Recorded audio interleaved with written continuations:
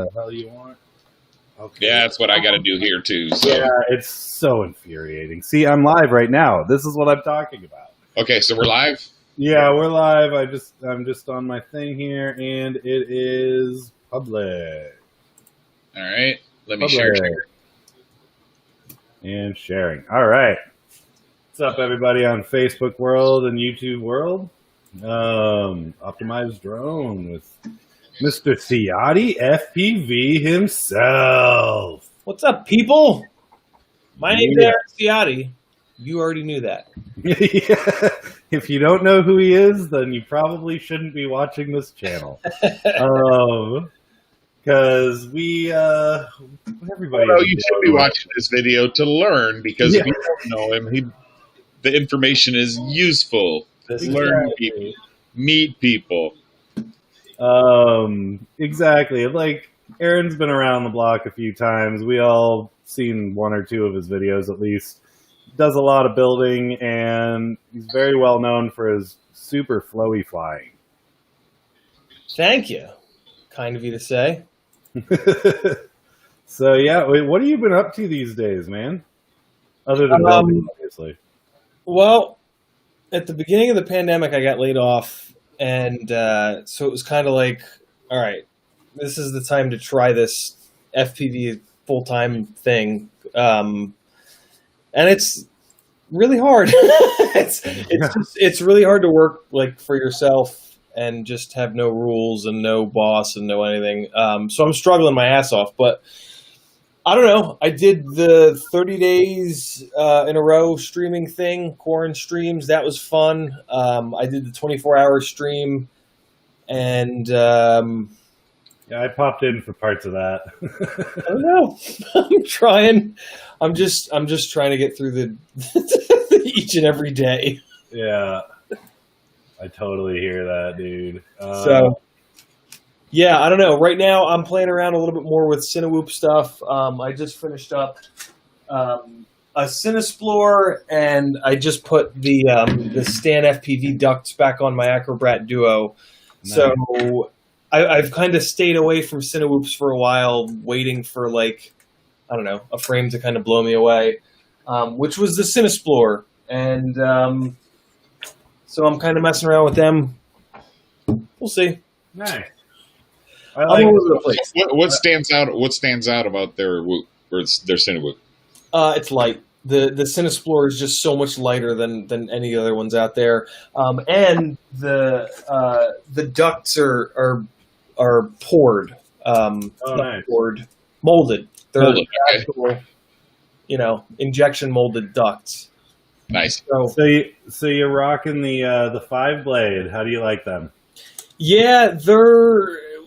So I got Kebab's 2204. What the hell are they? 22. Is this the 0.5s or whatever? Do I have to try to not curse? No, it doesn't matter. Thank God, because we are not listed as a child-friendly webpage. Because if so, that would be impossible. So with the Cinesplore, I got a set of Kebab's 2203 3450 kV motors, which I was planning on using, but then I ended up I just threw this together to have it ready for. I was running lighting on a short film in Charleston last weekend, and I just wanted to be able to bring this, so I tore a 4-inch rig apart and I just dropped it in here.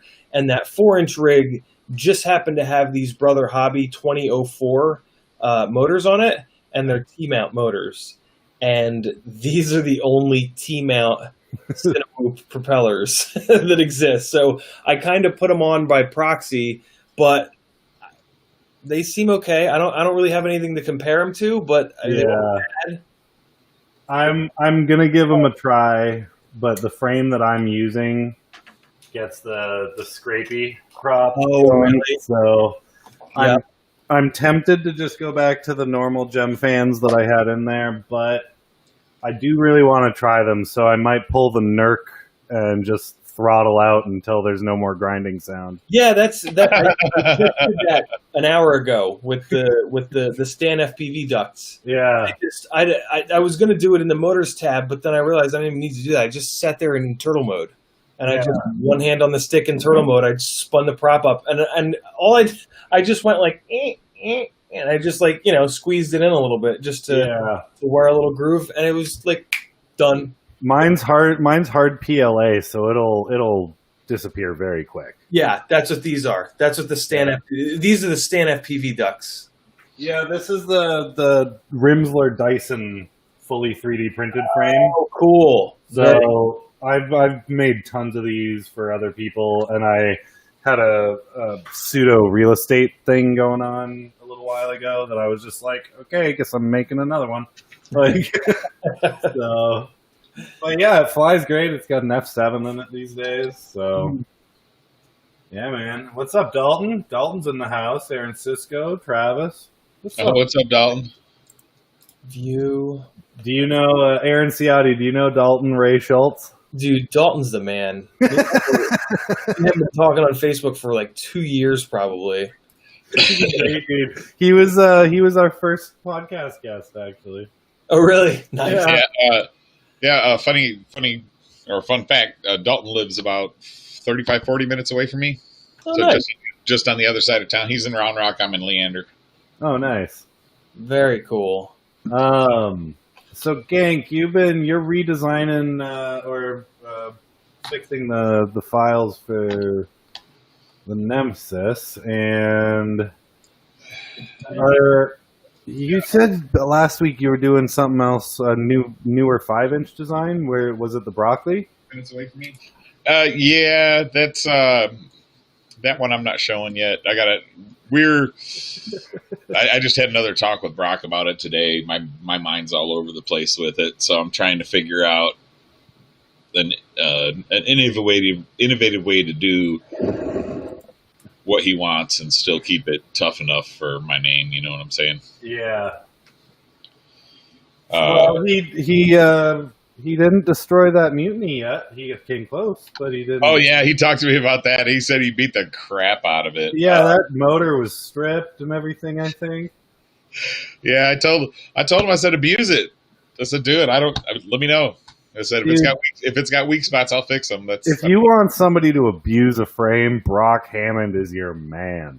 Well, the crew, so the mutiny had 22 or 25 test pilots for the abuse testing, and probably only about a third of them were anybody that really had a big YouTube channel or any kind of following or anything like that, and the rest of them were just there's quite a few guys that had just started flying. There's probably 3 or 4 guys that just started flying. A bunch of intermediate pilots. I mean, I kind of wanted people who fly like me, intermediate pilot, nothing crazy, nothing spectacular. Am I on there? Yeah, you're here. What's up? Again. What's up, Mr. Sean? 2 scoops. 2 scoops. This is Right, CIOTTI FPV. I'll holler at you in a minute, Jeremy. What's up, Rod? Wait, you're this way. Wait, no, this way. What's up, gentlemen? Hang tight. Got to figure out, Matt's over there, CIOTTI's there, 2 scoops. Wait. Oh, that's perspective. Dan's over there. Yeah. That's a lot I harder. gotta try to see if I can figure out my sound. Your sound's fine. Can you hear us? Oh yeah, you can hear me just fine? Yeah, we can hear you fine. All right, that's cool. What's up, Aaron? I see Aaron Cisco too. Travis Hansen's here. Yeah, look, check it out. How many can we Early get? working in the room. Can we get Dalton in here too? I guess. Look, Dalton, you're not too drunk tonight, are you? An important question. Gotta double check. let me see if I can get this to work in my ear. Dalton says, "How many can we fit?" To that I say, "That's what she said." 6, actually. Challenge accepted. I think we got 6, right, Dan? I think 6 is the maximum allowable. I'm not sure if that's people in. No, I'm good this time. You're gonna have to get spat in here. Jeremy's here. Wow, the whole broccoli hangout crew's here. I love it. Yeah, man, come check us out, man. We're giving away mad shit. I got something for you, anyways. All right, invite sent to Dalton. I'm gonna give out this Tiny Hawk 2. Nice. Um, Little racer.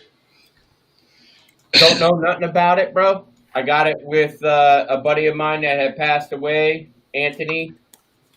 Yeah, man, that was hard hit.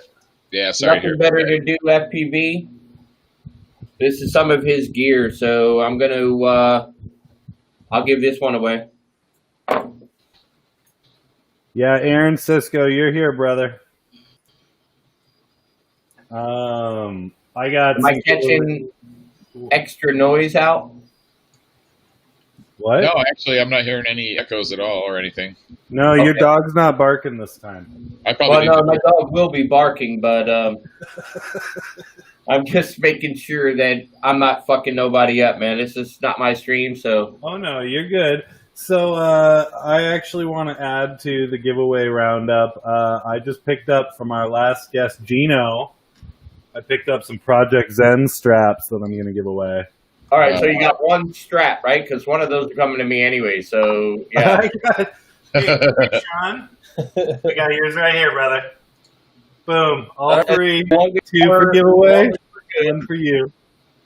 Well, Sean, that's part of the thing. If you participate, everybody to understand, I'm getting one of them bitches. yeah, well, if you participate in the stream, you can't win the other one, just so you know. Hey-oh. I never What's win, up? bro. It don't matter if I had all of the spots, I still don't win. Drone worship in the house. What's up, Dan? Awesome. Yeah, I'm in it. I'm keeping it this way up. I'm Look at starting that to work wall. on He's been it. working on that wall all day. Look, there's some of my printers,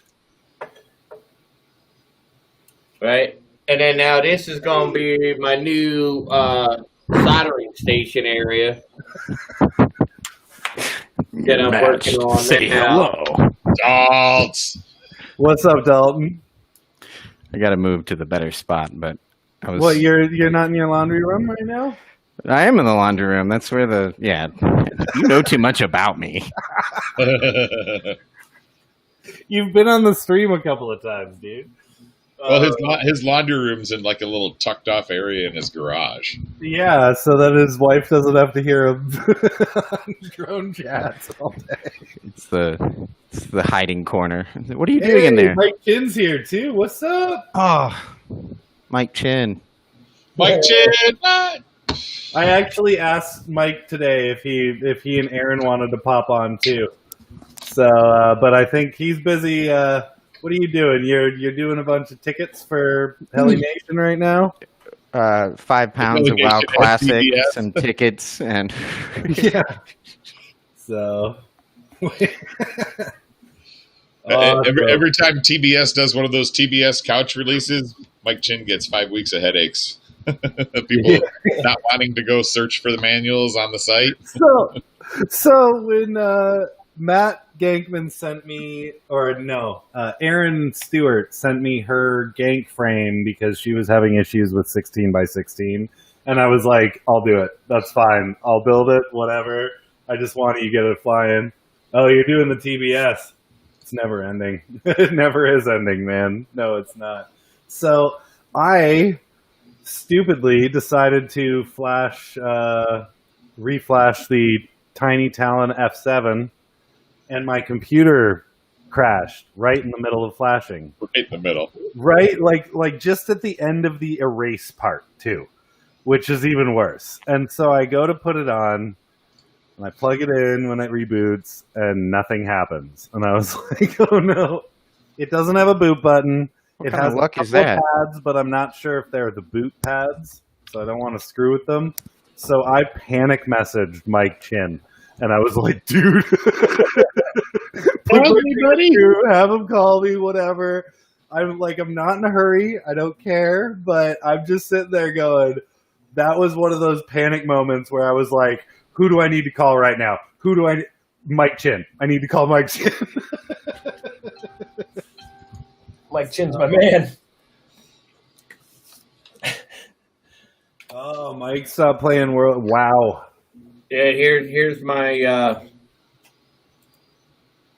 trying to figure out how to see it. There's my Tango 2. Nice. Fully hydro dip. Whoa. Yeah, Okay. Mike, I know there's a way to flash it. I'm just trying to figure out if I want to screw with the couple little solder ports that it possibly could be. 13th and 14th pin on the board. All right, I'll have to take a look. I think it's right here. What's up, Chin? You don't got no damn camera? Can't come in this bitch? Yeah, Mike, I think he's working. I know, he is. I think it's these two little nubby pins there that would be the 13 and 14 too. So I might give that a test, but yeah, I'm not in a hurry, as I said. I'll get it figured out. I just don't want to have to go buy a whole new stack. There's the matching DJI goggles. Dude, Well, no, so, fun fact, he won't have to buy a whole new stack because I bought 2 of the F7 Talons and I'm only using one. So I already sent him the spare ESC. So he's probably going to set send me the freaking flight controller at the same time, and he's making me regret that I didn't. This is all a guilt trip. That's all it is. That's all a guilt trip for Matt. So, 7 pound. yeah, man. So CIOTTI and Dalton, tell us about your guys' background. I want to hear you guys go. We were the beta testers for the official release of the Tiny Hawk. Nice. And we're giving away a Tiny Hawk on this. Perfect. That's a really bold, accurate statement of how we. Yeah, pretty much. My God, dude, that was 2.5, 3 years ago. You realize that? Yeah, that was. I mean, like basically, what it started with was I joined an Emacs group for the Tiny Hawk, and then Aaron joined shortly after I did, and then then there was this like everyone solved every single beginning problem of like. Oops, we tried D-Shot. That didn't work. What do? Oh, you just take this random wire, solder it to like this other random place on the like flight controller. D-Shot works. Don't worry, you'll have a great time. And then if it lasted a week or whatever, but I just remember me and like it was just basically we were just part of one giant conglomerate group solving really crappy, ready to fly issues right out of the gate. Yep. And then and then Aaron went on like a rabbit hole of just like finding what props worked the best on that. And then that was where I bowed down to him because he bought like 90 props. Remember Oh no! Oh yeah, the 6 amps. Ooh. I don't want to look at that purple awful thing. Get it out of my life. Wait. This is a fresh one too. Oh no! Grayson Hobby has a whole bunch of these that they're blown out, and it took. I bought this one as a joke because it was $2, I think. On Are you kidding? What did we pay? Like $16 a piece for them or something? Yeah, I have Back a bag in the of day? about 10 or 11 of them that are all blown up. Yeah. Oh no! No. There it is. So CIOTTI, you guys, those are OG Baby Hawk parts. I want to show you something I built. Yeah, that's what we're talking about. The OG I know. Baby Hawk. Yeah. The Baby Hawk. It wasn't the Tiny Hawk. It was the Baby Hawk. I Yeah, remember that now. Yeah. Yeah. that's it. This is Well, my that's 4-inch his Baby big boy Hawk. version. That's his big. Right. That's his big hawk. 30 amp 4-inch, buddy. Oh my God. That's his senior hawk. It's Yeah. no longer Baby Hawk. If it stands, it's definitely a senior. Oh yeah. You know what I realized recently too, Dalton, is all we were doing is figuring out the toothpick platform. Yeah. No Look at way. it. All right, I found one. Wait, how do I post into the chat? I don't think I can. No, I got the Emacs motor for it too. I'm gonna build a Baby Hawk now. Damn it. Nice. That's yeah. Here it is. Look what you've started building. I know. How do I? There's a share screen button down at the bottom that looks like a little laptop with a slice across it. baby. Got a slice across it. All right, screen 1. Yeah, do that. There we go. Oh yeah. What do I do now? Now what do I do? Now there's your Now web go browser. into what you were Now doing. show me. Now show me what you wanted. All your other bullshit that you Well, do. close all the porn tabs first. Right, yeah. I Yes. leave them open. Is that working? Yeah, I see it. It's the same thing that I built because you did.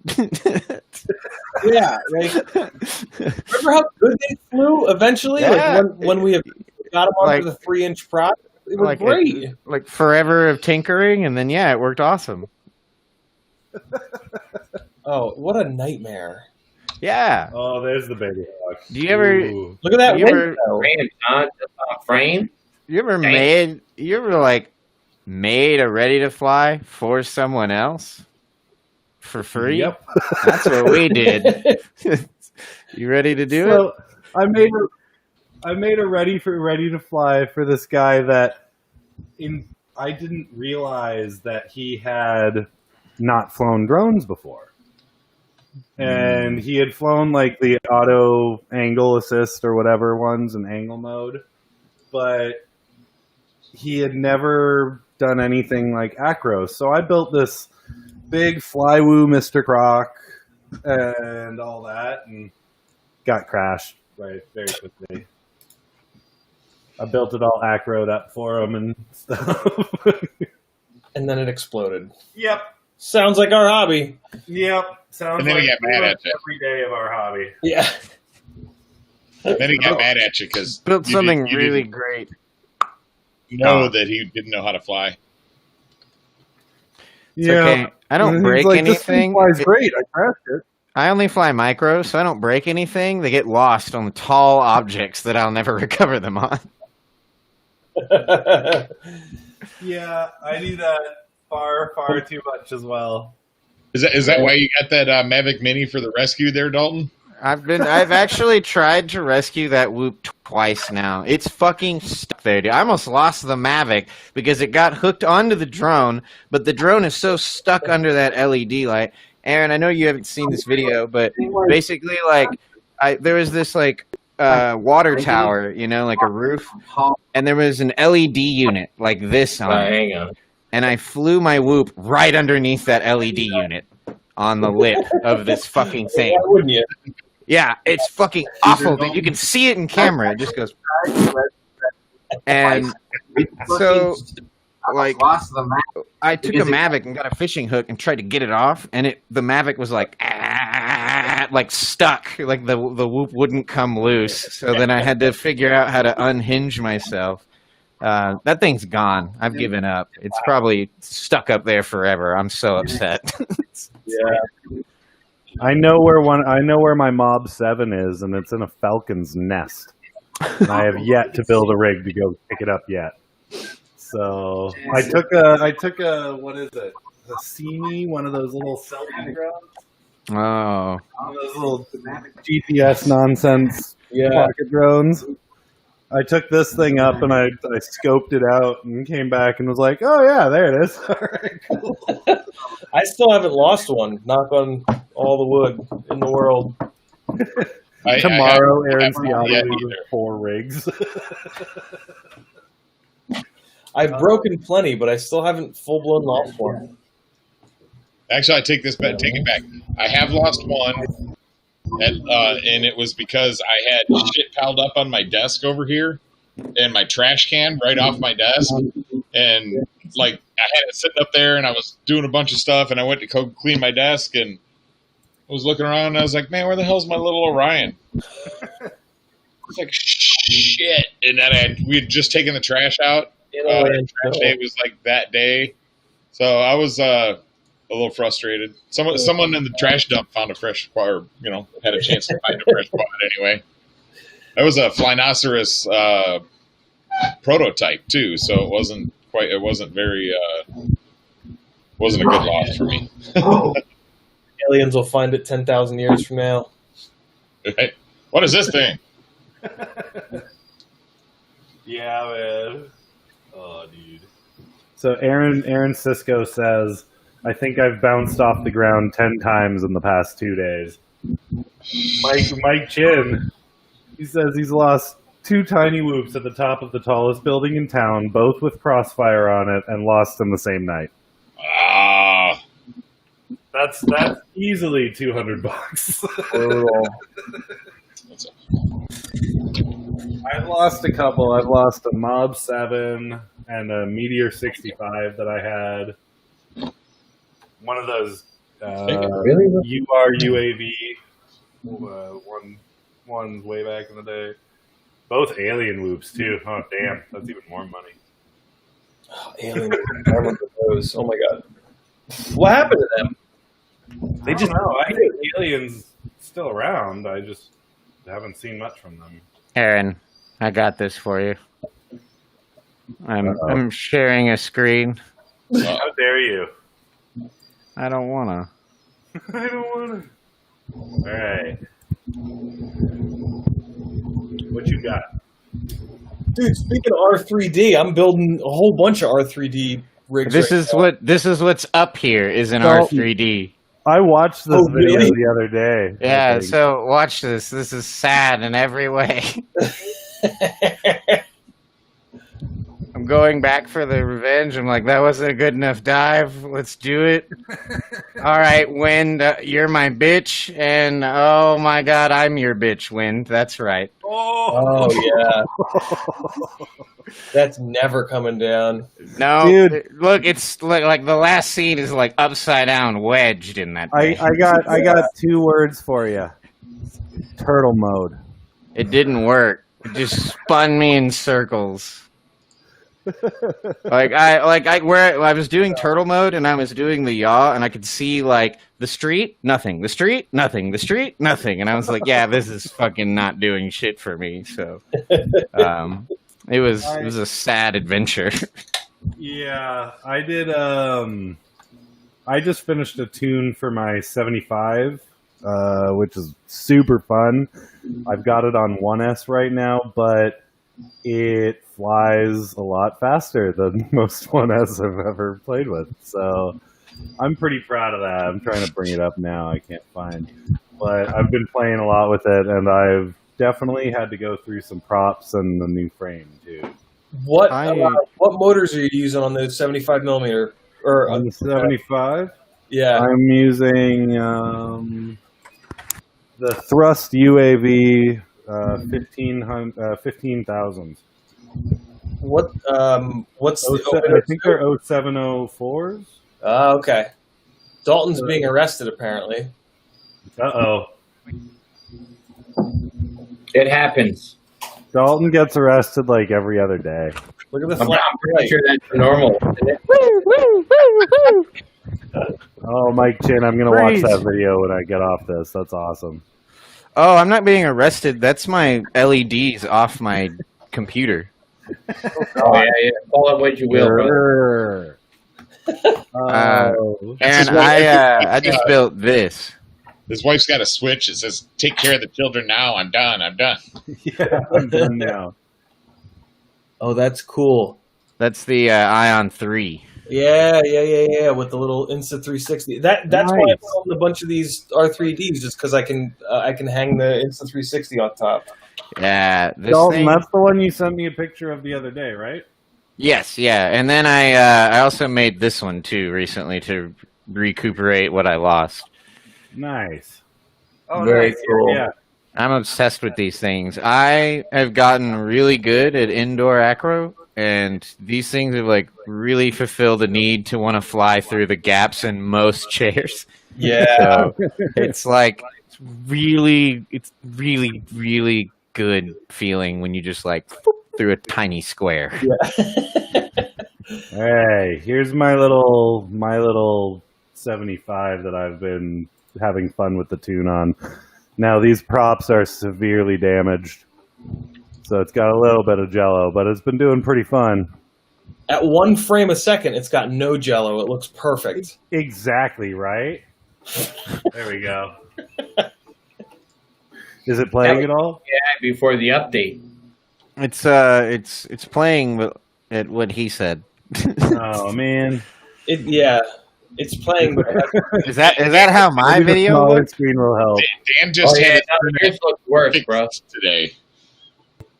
Yeah. So much for that new internet, huh, Matt? Yeah. Hey, wait, that looks better. It's working. There we go. The 7-year itch. There we go. It's a little jumpy, but Maybe if you turn off your camera and then just Yeah. do that, it'll like it. Cause There your you go. band, yeah, there, that looks way better. Yeah, it was just trying to stream you and this. It hated it.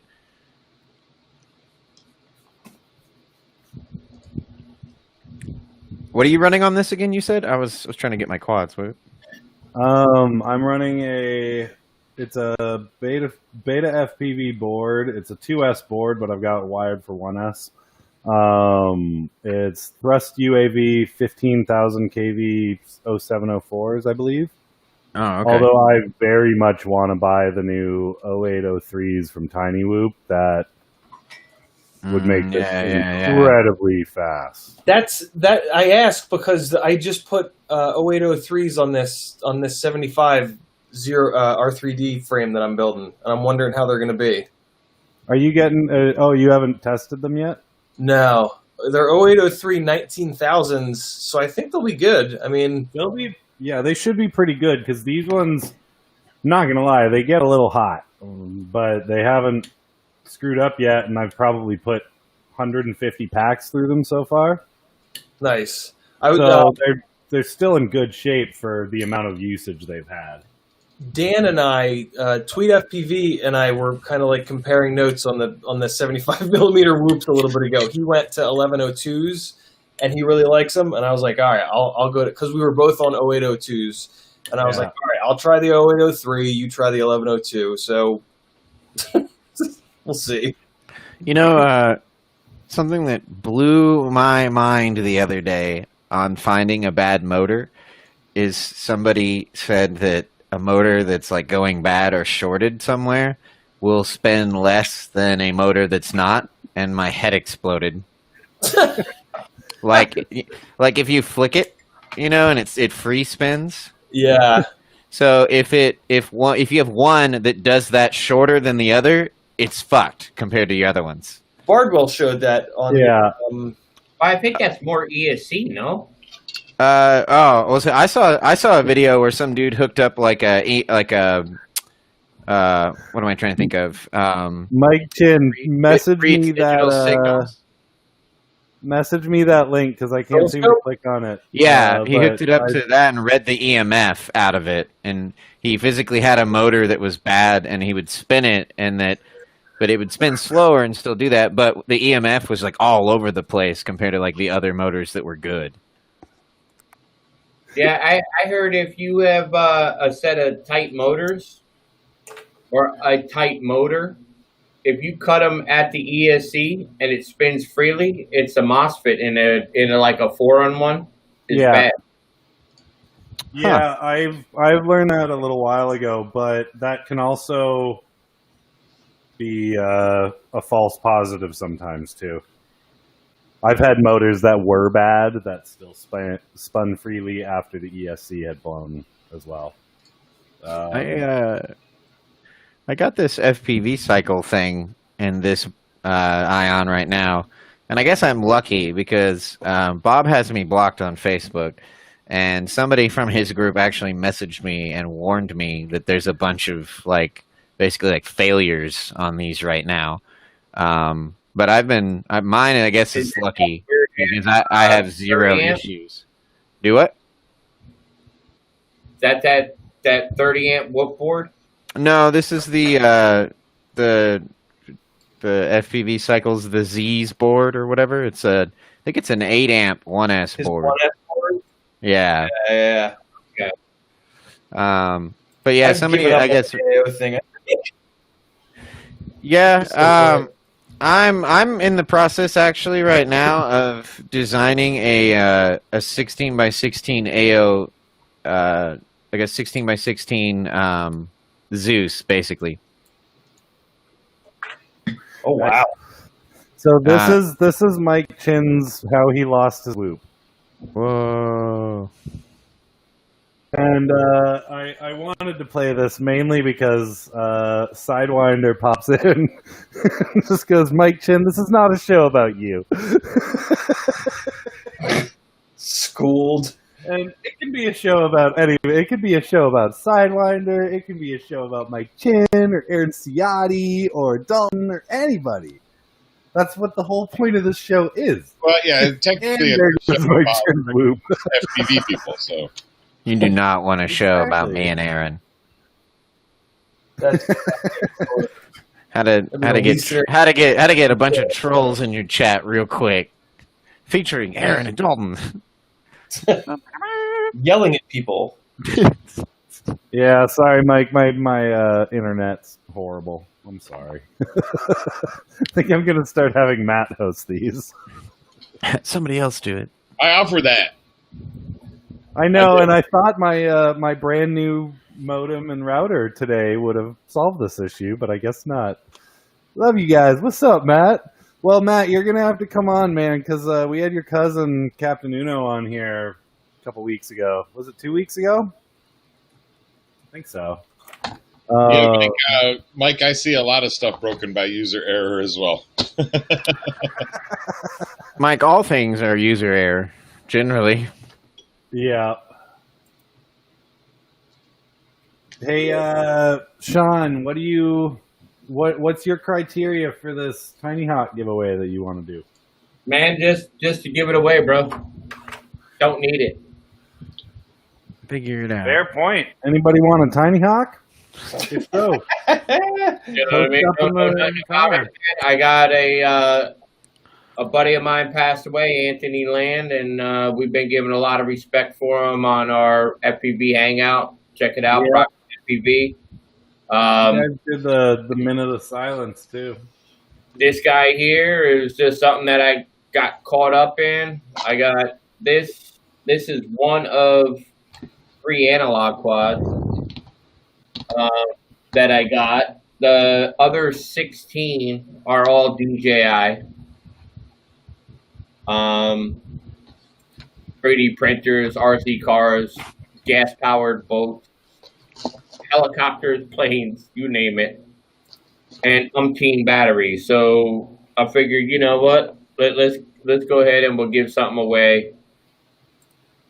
Don't know what I would do with it. I'm not going to use it. Okay. Well, got the wheels. So that's my criteria. So do you want it? Do you want it to go to just like random anybody anybody that's in the chat? Do you want to? Listen, man, it's your guys' show. I'll let you determine how it works. I'm just saying I'm offering something up. Compliments on FPV Good. Hangout. Well, we do know it Aaron Cisco's in. Thursday night at exactly 8 o'clock. We're online. Aaron Sisko's banned from winning anything anymore. He's just like he's got a leprechaun like hidden away in like a closet somewhere. Yeah, it's his wife Leanne. I've seen a bunch of people lately on the internet. I saw a dude in the International Game of Loop. They were drawing random numbers, and he just said, "Come on, 91," and the next number that showed up was 91, and I was like, this guy over here is just throwing it out into the universe and taking names. Like, Or was it somebody saying 91's going to be the answer? You already have the right answer. You know what I mean? Nowadays, you got to pay attention to that. oh yeah, if they're Mike fake. Chin, do you want into the giveaway? Mike, Yeah, Mike, see, like I fly. If I'm flying the little guys, I am flying What's up, Damien? the little toothpicks. oh, that word. What was that? You know, Damien, you want in the giveaway, right?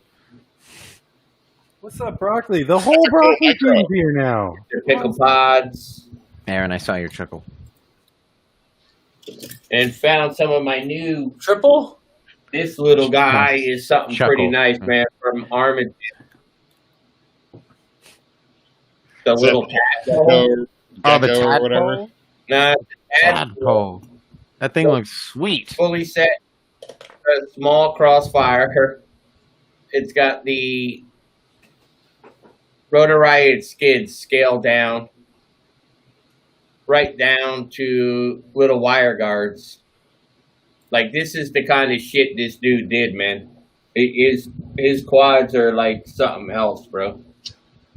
Ate too much Chipotle. Broccoli. Cool. Chipotle yeah, away. I'll put Aaron Paul in. Broccoli needs some Chipotle away. So, Dalton, you said you think you can get a Insta360 Go mount for that? If you give me the top plate file, then I can absolutely make you one. I So, sent it to you already. Oh, you did it? Am I Matt. just dumb? All right, that's fine. Slow back. Matt, did you Here's see this page. TJ's most recent ad? So what? Oh, Buddy RC has like $40 off or something on the Insta360 Go right now. I've got one already, unfortunately. I know, but TJ, hit up TJ Williams or hit Buddy RC if you guys want to get in on that, because I'm not sure if it's a Labor Day special or what. But yeah, $200 is a lot for it. It's good that it's coming down in price. I think I saw that it was like coming down to like 175 or something. I don't know. I think $200 Well, I bought it is for fair one. whenever you consider what it does. Yeah, I mean, You know what kills me though is the 25 frames a second. Fuck! Oh god, that just drives me insane. It's just they were so close. They were so close. I think if you use the PC app, you get 30. But that's the only way it doesn't. Pretty much from whatever I've read, is the only way to get anything usable out of this is you use the PC app and the Adobe plugin. And the Adobe plugin and the PC app will retain all of the resolution because it's able to take that IDST file or whatever the special thing they created, the iGo file or whatever it is it makes. But somebody had a video about that, about how to like preserve the quality the most, and it was like they were like, "Don't use your phone," and I was like, "That makes sense." Yeah, you definitely get more bitrate when you use the desktop application, but there's stuff missing from the desktop application, like you can't rotate, like you can't. Yeah, There's a bunch. you can't rotate, but you just. I've definitely seen a bunch of like. There's definitely certain things like from what I've read, like you do like because it's in the wrong direction, you export it as like 9:16 instead of 16:9, and then it makes it wrong, and then you rotate it. But apparently, if you use the Adobe plugin, it's able to retain the resolution and flip it. Like whenever you actually like rotate it, it's not like off. Weird. Somebody had a video about it. You can attention. find it on YouTube, but somebody mentions like how to keep because apparently the issue with it right now is when you rotate it without doing anything like fancy. If you just do it like how you think it should work, you actually lose like a little bit of resolution, and that's why it's also like at 25 frames and something else. Is it like goes from being like 30 frames and 1080p to like 1990 or like something dumb. Like it's just like it's like almost 1080p, but just like boop, and they messed it up. But yeah, I've sent a bunch of emails in, and apparently Insta360 is like planning another update to the FPV mode, because apparently also they always export the wrong direction if you're in Almost FPV always. mode. Yeah, it's like Almost rare always. that you get one the right way. Yep. If That's I've gotten exactly what like happened. I've gotten Better. 3 videos that were the right way, and I was like, huh, no idea what I did different, but it worked. Yeah. Yeah, Mike Ken says he wants to buy a new HD cam. I've currently been looking at swapping a few over to like the Loris. Tiny Hawk is come check us out on Discord, man. Yeah, check out Broccoli. Yeah, we got it. Broccoli FPV Hangouts. 150 people. After 150 people, we're giving away an Ender 3.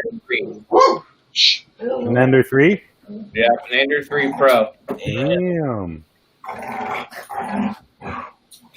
And sometimes we pop up on the weekends. Sometimes we, our daily thing is Thursday nights on Broccoli Yep. FPV. At 8 p.m. Pretty good group of people, but it's just basically everybody's flight videos, right? So that's basically what we're doing. You should come and check it out, man. It's slowly growing. Yeah, it's a pretty good one. They watch a lot of everybody's videos, and I've had mine on there, and I loved it. It's fun to hang out, especially. So I think all of you guys are in here. We got Broccoli, we got Spat, we got you, we got Trenton. Everybody's in here right now. Yep, 2 scoops is on the screen. So Yeah. That just ended up with a marmot. A yellow marmot was one of Anthony's quads that he had actually took in, and hoping to see what he gets to do with it, man. Hopefully he breaks the shit out of it. Seems fun. I feel like that's really Awesome. cool. So, all right, we got. And then now they're actually attacking one another. It's almost like a snarling beast. All right, we got 6 people on the giveaway wheel right now.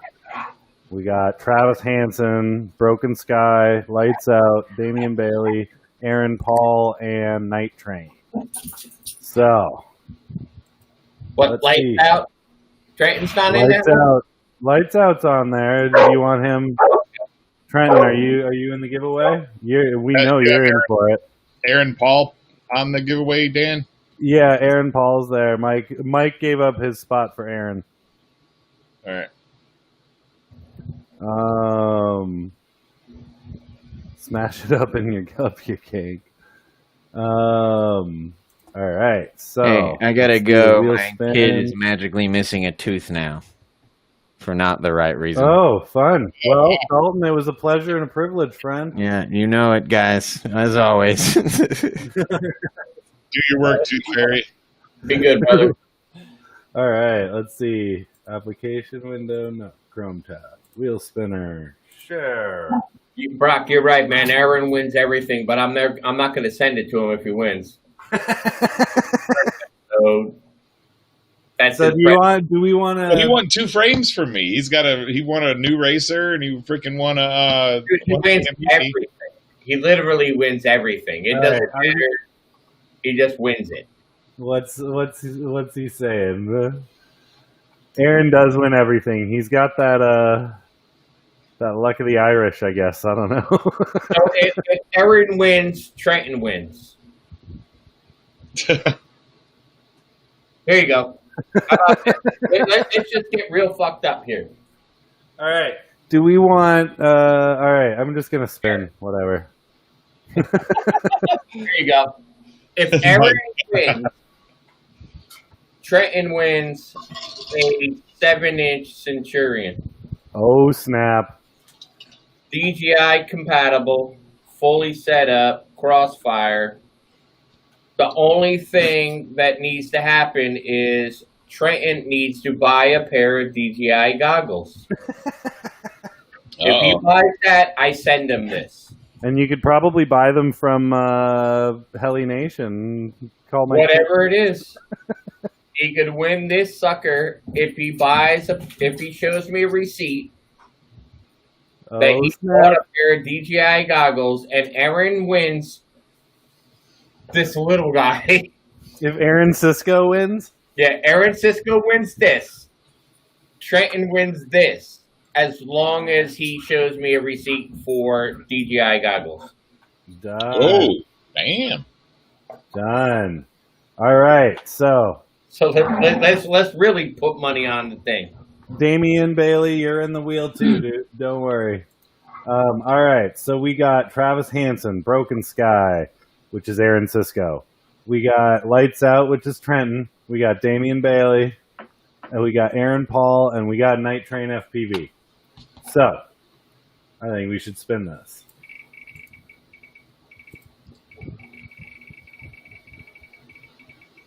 Who's it gonna be?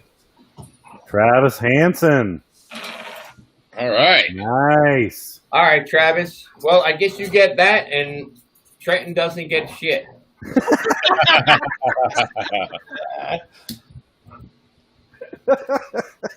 Oh, that made me happy.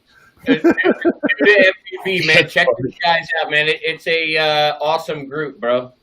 Yeah, and now I've got some of those bat straps, the Project Zen battery straps, going up from Gino. So this is gonna be fun. I got 2 of these in the pile for the giveaway. You guys are all in.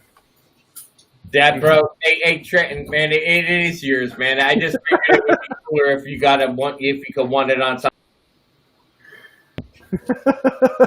You're already getting it. I've been keeping it locked up. I've had offers on it, man. Awesome.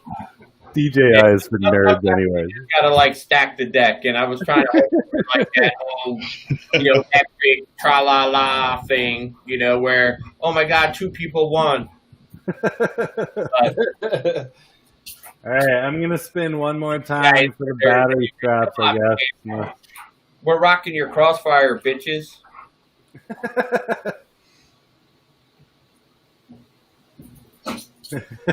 Yeah, I know. All right, so Broken Skies off. Travis Hansen gone. Update wheel. We got 4. Trenton, you already have some. Didn't you get some Project Zen straps? I think he did. Didn't he? Oh well. Yeah, didn't he win when Gino was on? Yeah, I think he did. Oh well, it's down to 3 now.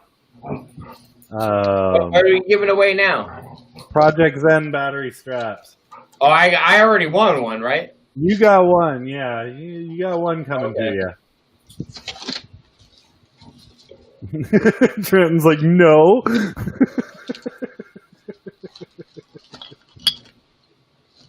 All right, let's see. All right, so it's down to 3 now. Night Train, Damian Bailey, and Aaron Paul for the Project Zen straps here. Let's see. Yeah, Travis, just hit me up, man. Send me your message, and I'll get that shit out to you. Compliments of some 2 scoops of crazy keychains as well. Aaron Paul wins the Project Zen straps from Gino. Awesome. Elbow. Awesome. Those are supposed to be some crazy, crazy durable straps, too. Yeah, they are very, very awesome straps. So Mike Chin, shoot me a message with what shipping you guys want, and I'll send them on out. No charge, obviously. It's a giveaway. No worries, Travis. So yeah, boom. Aaron Paul, you got yourself some battery straps from Gino. Let's see. I don't have to share that anymore. Awesome. Dalton, anyone giving away a tooth? None that would fit your daughter, dude.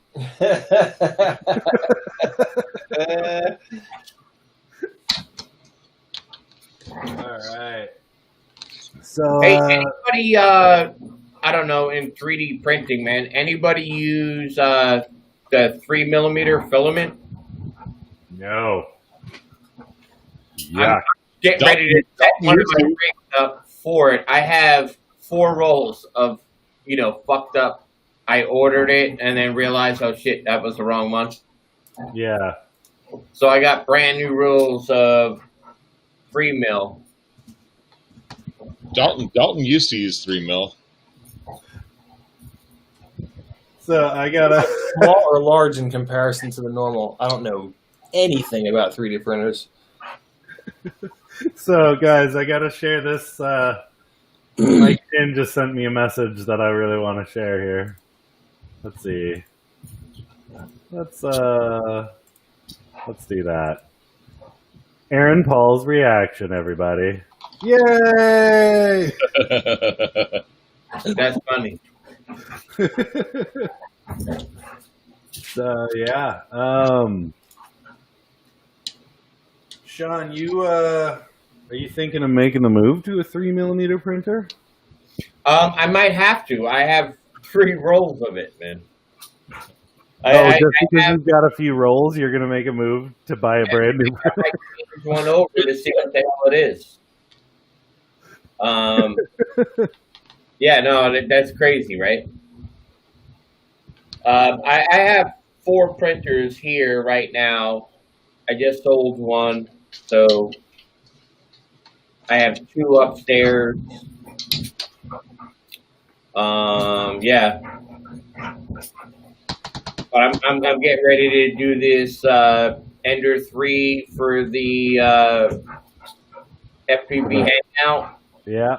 Might end up changing it to an Ender 5. Oh, snap. Giving away an Ender 5 on Thursday's stream. That's going to be a big one, man. Yeah, no shit. Just, what's the number you need to hit? what's that? I need 150 on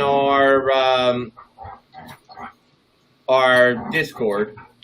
If we can get 150 people on the Discord, then we're gonna do a giveaway with the, at that 150, whether it be a flight video or something, and then we're gonna just allow the people to hit it out. Brock's hit me with the FPV props out. All right, brother. I thought that was only on our own show, but okay. Apparently, props out means I have to drink no matter what. If you're on screen, that's it, Sean. Mike Chin will be on your. So, Brock or Sean, can you guys post the link to the Discord server? Well, we have, yeah, I'm sure. Oh, damn. Props out. Trenton, post a link to the Discord if you could. That'd be He's awesome. too busy posting props out for you. Mm-hmm. Let me go get another beer, brother. Hang on.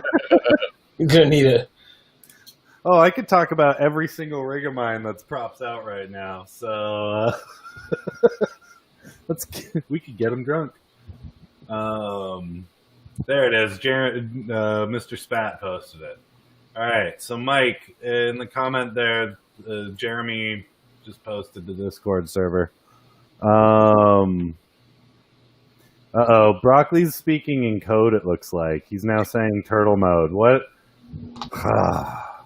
You got to tell us your secret code. Jeremy posted it up for the Discord. Yep. If we can get 150 on that Discord, and it's a lot of good people, actually. You know what I mean? Everybody's on Discord, right? So just maybe look in, check it out. Thursday nights we do. There's a spot in there that you can put your flight videos, and then we just air them. That's all we do is just go from one video to the next video to the next video and just rep anybody that's doing something cool, man. And their internet's a lot better than mine, so it's more than 1 frame per second. So just letting everybody know. Everybody on the stream, I can see what the connectivity of everybody on the stream is. All dude, three of you, bars, bro. all 3 of you have 4 green bars. I've got 2 yellow bars on mine. What? And I'm in the fucking room. Yeah. Like, Well, that's the thing is that I pay extra money for my cable. so do I. What is it just for me to do? Mine's like $80 a month for gigabit service. So I started paying extra money just so that I could be a part of Brock and Jeremy's stream. You know. Well, we're doing something good, and we're trying to do even better. You know. Oh yeah. And I appreciate you guys having me on this fucker, man. Honestly. Yeah, man. Dude, we like. I kind of thought that I was gonna be on when you had Cohen on there. Yeah, I didn't know how many were available. It ended up in a 3D printer giveaway. You know. See, that's where you fucked up. I'm just saying, I would have probably did a 3D printer giveaway with the guru of 3D prints. Yeah, and also, who else was it that was on that? Was that Chris Kleba? I don't know, man. There's some other dude. I just don't know who the hell he was. Matt, Man. that was Chris Kleba, I think, What? with Cohen. Yeah, so Okay. he's another 3D printing guy too. So I think that would have been perfect. Probably have stepped your game up a little bit if you would have worked it out right. You would have thought about it. Damn it. You got one. I know. I got one. Wow, that was a year ago, dude. That's my point. It's been a year. How many have you given away since? Since yours, there has been 30 other printers given away. 30. Dang, homie. 30 in 1 year, guys. in 1 year's time. I was originally trying to do 12 a year, and it ended up that I found some really wicked people that were doing some really good shit, just, being sneaky and just watching people's shit, Yeah. And it was like, well, this fucking guy is really going over and above. So then I reached out to him. I'm going to send you a printer. Yeah. So that's without any giveaways, man. That was how Sean approached me with it. Like, because I had been Fucking just creeper. yeah, he really was. He really was just a total stalker. But it was it was one of those stalker relationships where it was a match made in heaven, you know? Check it out, man. You got some shit coming to your house today. I know it's happening today. Yeah. So if you see your mailman, go out there and get it. You fucking come walking in with a goddamn box. Oh shit! You just Yeah. got a printer. He I think it was like what, a couple days before, he sent me a message and was like, by the way, I put a post up, you're next in line and it's already been ordered, it'll be there in a day, just film it, film your react. I was like, cool, awesome, all right, cool. I'm getting a printer. What? This is me not saying no. Yeah, I'm like, I'm not gonna deny shipment of it, but yeah, Trent, we are all a little creepy. Jeremy is messing with that Nemesis, that micro. Yeah. Yeah, Brock I said sent he- a new camera for it, a Foxier Predator Nano Uh-huh. Nice. to install in it. So he just got that together. So Nice. Yeah, Brock said he flew it a couple times while Brock was trying to shatter the mutiny. Yeah. did you see some of the pictures? Yeah, Brock showed me the pictures of the mutiny. It's Dude, strip that motor clean out. yeah, he's like, dude, he goes, not a mark in the frame. He goes, I just smashed the crap out of that front crossbar. There's not even a ding in it. I'm like, oh, sweet. Yeah, I thought he literally ripped an ESC off, but it was Dalton. just the motor wires. Dalton's video's gone. on fire. What did I do? I broke it. Your daughter's tooth broke it, man. Curses. Who did this to me? Mike Chin, yeah, I would never do TPU. Why? The hell is that? His mono price V3. Dalton had a monoprice select little one-arm bandit running TPU for a little while, I think. Yeah, I had an old Da Vinci, like one of those little Da Vinci Juniors with I think it was like a 3.5 or 4-inch like bed. It was the smallest little desktop thing, and it would not do TPU at all. Like every time I tried, it would be like clog, and broken. And I'm like, Aaron okay, said cool. A year ago year and a week since he's got his, because he was another one. Yeah, I mean, listen, I think that for the majority of the people in FPV, I probably hooked what's up, Aaron? quite a few people up with printers that have printed for everybody, right? So that's the beauty about it, right? That's what my whole goal. I got a wicked fucking deal on printers. So I'm buying them outright, giving them to the people, and hope they do the best they can with them. Yeah. That's my goal. That's my life goal. What's a good price on one that actually prints TPU? I would say any Ender, man. I have no problems. You need to message me, man. Any Ender 3 will print TPU just fine. Yeah. And if you get the direct drive extruder kit for it, it'll print it. Oh yeah. I I did the direct drive mod too. I ran the entire. I got a direct drive for my CRNSs coming up, man. That one's going to be a fucking beast. Yeah. I ran the entire Little Deuce store off of 5 Ender 3s, so it's entirely possible to turn them into workhorses. Mike was saying he had a Monoprice V3. Did you have one of those? I did, the little tiny one. Yeah, I still have that one. It still works. I repaired TPU well. It prints TPU with a. You have to buy a modified bed board for it because it doesn't have a heated bed plate, so you have to modify it to have one. Right, Dan? Travis was another winner. Yeah, Travis was the winner of your rig, I think. Another guy. No problem with printing TPU. Ender 3 Pro stock. Yeah.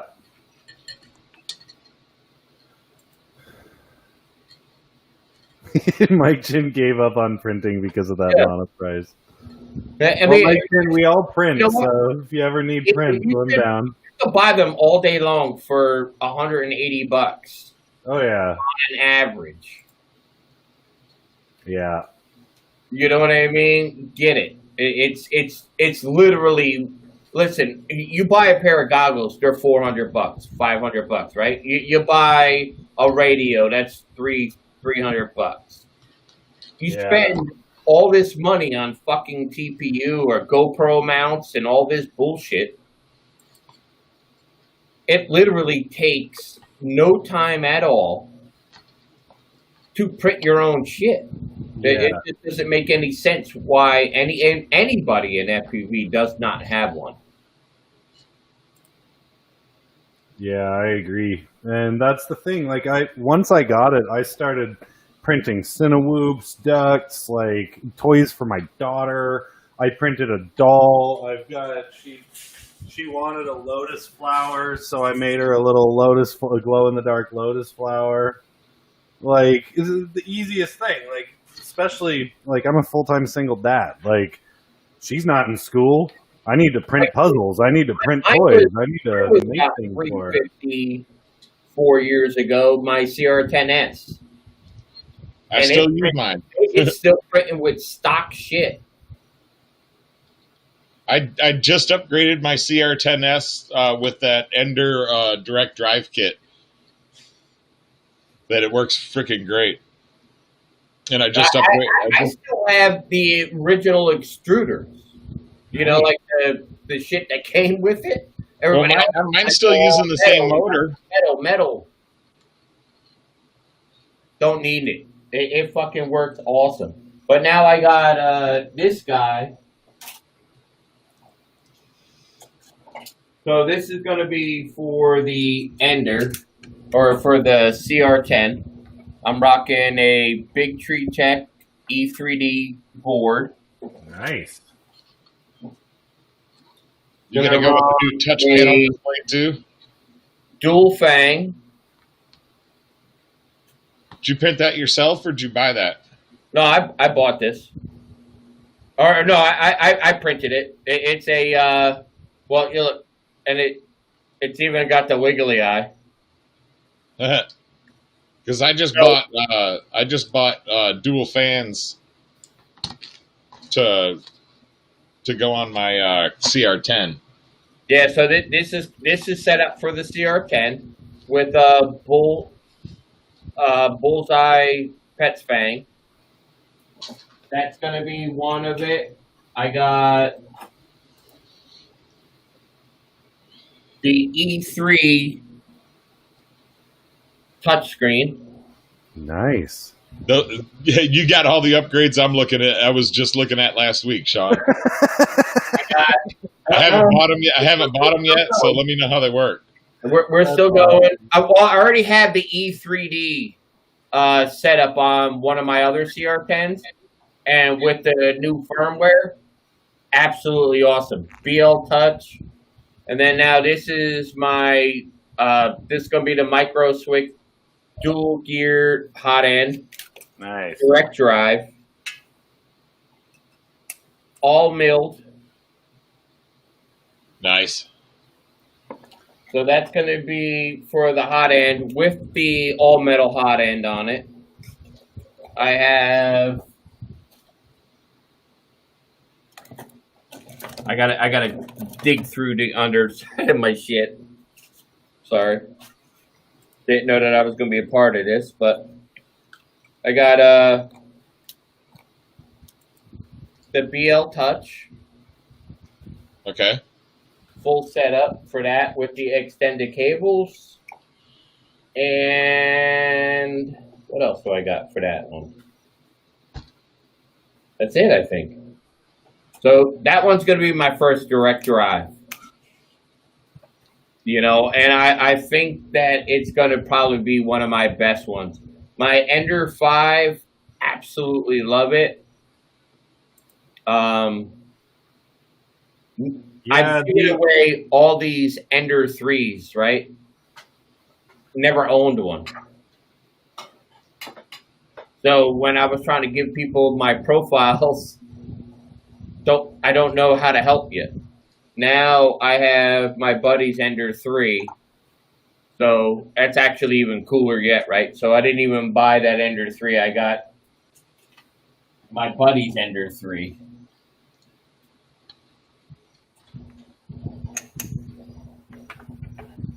Nice. Yeah, you got Anthony's, right? Yeah.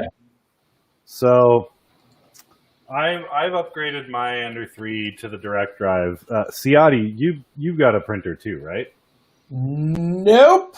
No, you're not a printer. No. Oh, you're just sort of hanging along for the ride now, huh? Yeah, I legitimately don't have space, and you know what? That's just bullshit. I'm calling bullshit on this one, man. I have a very specific little setup here in the office. I have a feeling his excuse is because he knows it'll just become another freaking rabbit hole with the soul in the That is the second reason. Literally the worst thing that ever happens to anybody. Exactly. That is the second reason. Yep. I don't have the time for another hobby. I mean, straight up, I just don't. I don't have the time, and I have no ability to just buy something and use it. Yeah. That's the beauty about printers nowadays, man. They are literally plug and play. You can literally build a print for a quad that you're flying. Maybe not be able to design something, right? Like that's a whole different level. And that's the problem. That's where I would lose my mind. Do you realize that there's like umpteen thousand prints on Thingiverse? Right. You know, and when you get them, this is my big thing, right? Everybody, gets something from a Thingiverse file. Not more people are tipping the designer.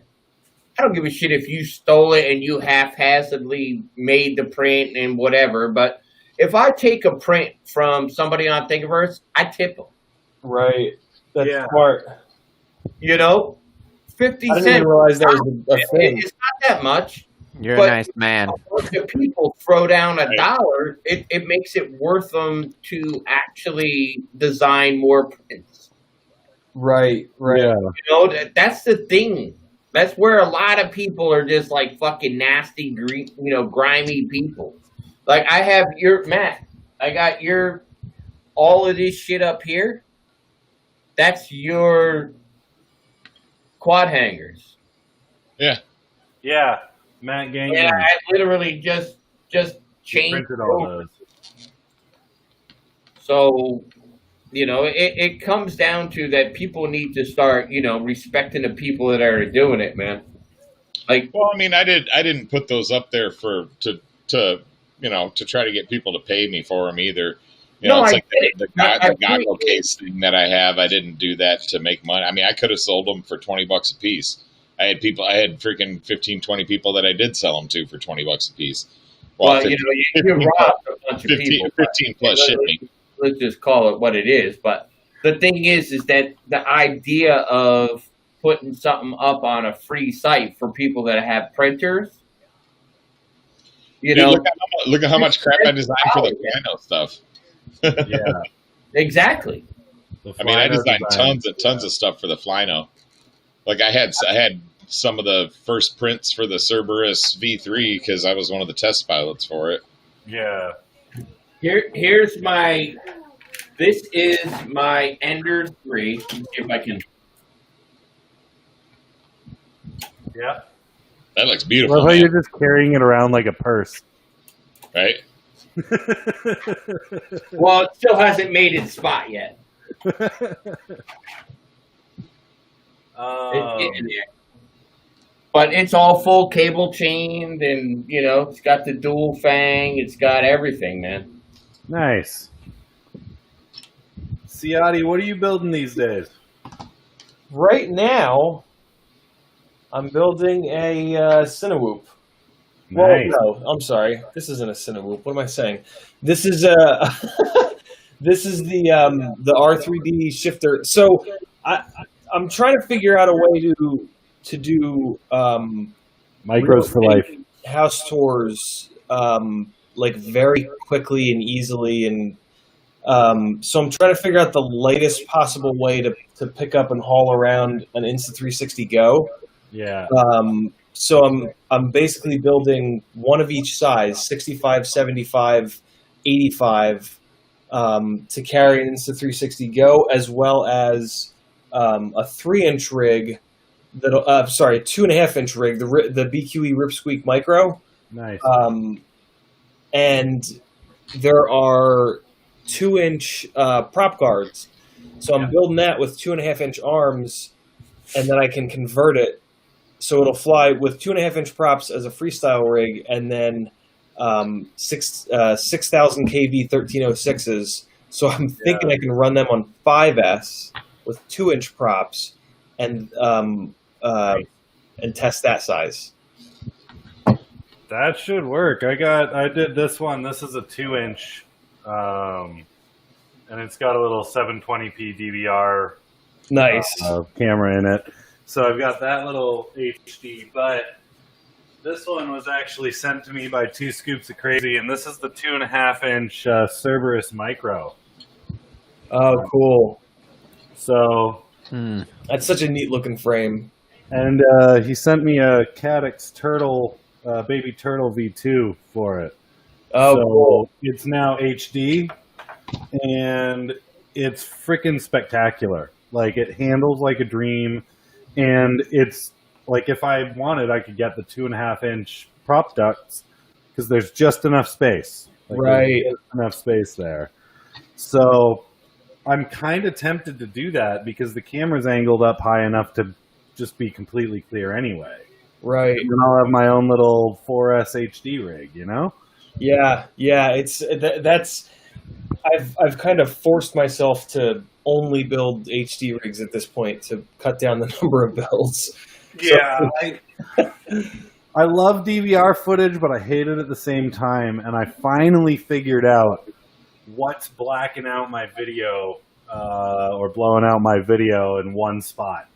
It's my daughter's the monitor, like the baby monitor sort of thing, the camera. Every time I pass that corner of the house, it blows out my video, and I think it's running at like 200 milliwatts, 5.8 gigahertz. I'm like, damn it. I'll bet you it's got a whole bunch of really bright infrared LEDs in it, so that it works at night. Yep. And the lens you've got on that camera probably is not infrared filtered. No, it's even just running around outside the house. Whenever I pass that corner of the house and try and duck through the trees, the video blanks out. and you'll see it on a lot of my videos if I'm just doing DVR. Oh, so And- it doesn't just blow it out; it just shuts it off. It shuts the camera off. No, it doesn't shut it off. It's static. It blows it out as if somebody plugged in on me. Wow! Like when I'm mid-flight, it's just brown out quick, and then it pops back in once I pass that spot. And I finally figured that out after I was revamping a room, and I pulled the cord, and I just wanted to take a break, went out and flew, and I was like, I'm passing this corner with no problem. Oh, the camera. Damn. And I thought it was my Wi-Fi. I thought it was a bunch of stuff. But it was that one spot in my house that just, every time. That's funny. And I would send Chin a 3D printer if he fixes Mr. Spat's crossfire. Wait, what? Do it, Chen. Steal of saying. a lifetime. Do your job to make it. Do your job to get a free printer. I like it. That way you could actually print your own fucking TPU.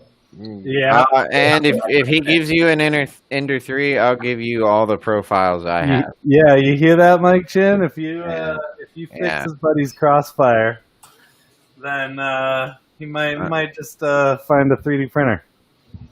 That's a free 3D printer. You're right. Lights out with the bam. And you see this?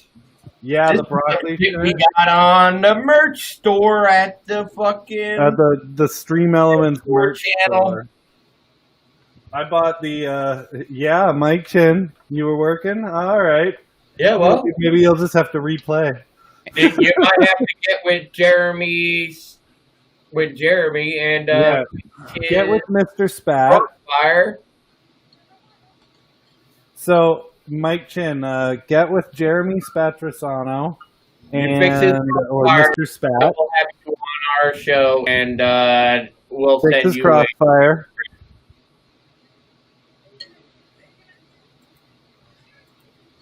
Yeah. Dalton, look out behind you.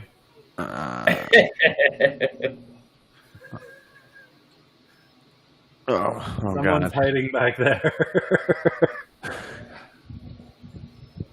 They're being really quiet too. Yeah, well, see, this is how you got to do it, right? You got to fuck people up, man. Make everybody start looking in their own shit and start figuring out what the hell just happened. Dalton, look out behind you. Dude, I don't care, man. You know what's behind me? Another fucking table full of shit. But that's what's behind me. I mean, look, I have a freaking dual extruder CR10S over here. I've got to get running again. look, Nice. this is another something I got. Wow, that is a. Oh yeah, you showed me that the other day. Right from a buddy of mine. That guy that passed away. I grabbed all his gear. Look at this shit. Dude, it's so fucking heavy that I'm going to have a stroke. God dang. Yeah, that is a monster. Is that 6S? Dude, it's Or is that like 22S? Speed wax there, bro. That's ridiculous, dude. They're like, CIOTTI, do you do cars? Because look at that thing. Yeah, that's ridiculous. I do cars and I do like I do cars. person people cars. Like human life-size cars. Yeah. Yeah, I think we should call them, as RC people, we should call them full-scale cars. Yeah, right. Full scale people carrier. Yeah. Yeah, prior to FPV, I was into motorsports for 15-ish years. But yeah, no RC cars. Just growing up, you know what I had growing up? Grasshopper. That was the first RC car I ever had. greatest thing ever. Right? Yeah. Thing ever. I had a Grasshopper. I had a Super Champ. Nice. And so you're familiar with the Super Champ had the old VW front end. Oh yeah. That little guy. And Yeah. the Grasshopper was no bullshit, and it had the battery. It had that extra cell that was like a big bump. So it was like real strange looking. It was a 7.2 cell or something. Oh, I don't remember it that in depth. Dude, I still have one. I still have a grasshopper. Dalton, you saw my video of the tiny hooves that I've been printing for my daughter. Yeah, that looks so fun. I want to do that, but I have carpet. So yeah, that won't work with carpet. But we're previewing the giveaway next week on Brock's car. Just so you know. What are you doing? Give away X amount of things, so I think we're gonna have to redo Brock's car giveaway. Redo Brock's car giveaway? Is he giving away a car? Dude, yeah. If you would have watched Thursday night show, we gave away. I did, but my daughter kept getting up. I seen it in his background, and I picked the person and I gave it away. He didn't give it away. He wasn't doing the giveaway. I picked it and I fucking gave it away. Broccoli, no. Yeah. Yeah, we legitimately gave away his shit. And he has no choice, but he has to do the giveaway. Oh Lord, okay. All right. It's on, Brock. That's challenge accepted. Challenge accepted. If you're ever on FPV Hangout, put a background or some kind of shit so nobody can see your stuff because it gets given away without you realizing it. I need to fly that tomorrow. Build up this Arrow 7 frame of mine that I just got, but otherwise... There's only one man who can solve this. Well, I gotta get something here, goddammit. This is very similar to the streams that I do normally. Yeah. Nice. Here we go, Dan. I just rebuilt the frickin' The racer? The racer with the new arms on it. Oh, nice. So I'll be ready. I'm going to try to fly it tomorrow. Nice. What motors did you put on that? This one has T-motor 1106, I think it is. Oh, nice. Are they the 6,000 kV? Yeah, 1106 6000. Nice. I've tried those before. Man, I ran them for like 5 minutes racing. Nice. With that 3S 650. I got in that in your 2.5 inch, the Nemesis Micro. We'll do the things. This is only like 100 frames yet. What's that? CIOTTI. This is Matt's new little micro. It's the Nemesis. The Nemesis Micro. I saw that on the Gank website. Yeah, it's the Switch Dex, and it handles like a freaking dream. Really? It's Dude. It's a unibody, right?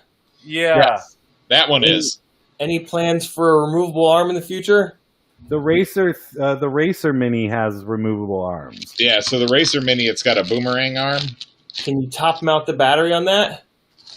It's got a top plate for it. So the Racer does the pod version, right? Where I've got a canopy for it. Yeah, and then Nemesis is the wider one. It does have a top plate for it. I'm trying to find it. Yeah, Jeremy, I think, is using his as a top mount. So this is the top plate for it here. Oh, cool. Okay. So that'll go on it, and then there's a camera mount that sticks out of the front because there's not enough room inside the stack. Yeah. Well, there is for a 16 by 16. No, there's room. But yeah, I do have a carbon fiber top plate for it as well as the pod. Very cool. Racer, and it's got it's got a boomerang arm. Let me show you the arm. So it's got a 3mm boomerang arm. I don't know if you can see the. I saw that on the website. Yeah. Yeah, I like the fact that you're doing something that small and still rocking 4 screw holes, man. Yeah. I'm so tired of 3 screw holes. I don't know why that is a thing for me, but it just pisses me off. Well, I had to do a boomerang arm because if you do individual arms, you have to put either a third hole in to post it, or find a way to brace them against each other with one single right. screw. They just move all over. Yeah. Yeah, so But yeah, this one here is 143 with a 650 milliamp hour G&B 3S. yeah, So total. and That's light. so And then these ones are 149 for the 3-inch with a 3 mil bottom plate. yeah. So Matt's nicknamed me Shoehorn FPV. Yeah, because I didn't design into my quads. I squeezed a 20x20 and a nano cam in there with literally a millimeter between them. like there's no way to up tilt it any more than it is because it's so Yeah, and then On the back. the Nemesis Micro is designed for nano cams as well, and he crams a mini cam in there, a micro cam in there. yeah, micro. Freaking 4 millimeters. I got a run cam Swift in there, I think. Banggood sent me a bunch of Runcam hybrids a while ago for review, and Nice. I need one of those at one point. so I've been putting those in everything, and they it's a whole different space constraint because the camera is 24 tall, and then when you put up tilt on it, it becomes like 26 or 27 tall. Yeah. You end up having to run like 28 millimeter standoffs, and then it's just this big weird.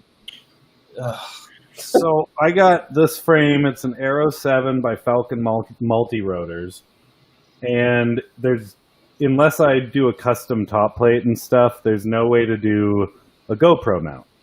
So I figured I'm going to try and put a HD, whether it be a Loris or a or whatever, and I'm getting fed up because none of them have 30x30 mounting. Yeah. They're all either 20x20 or 25x25 for Whoop.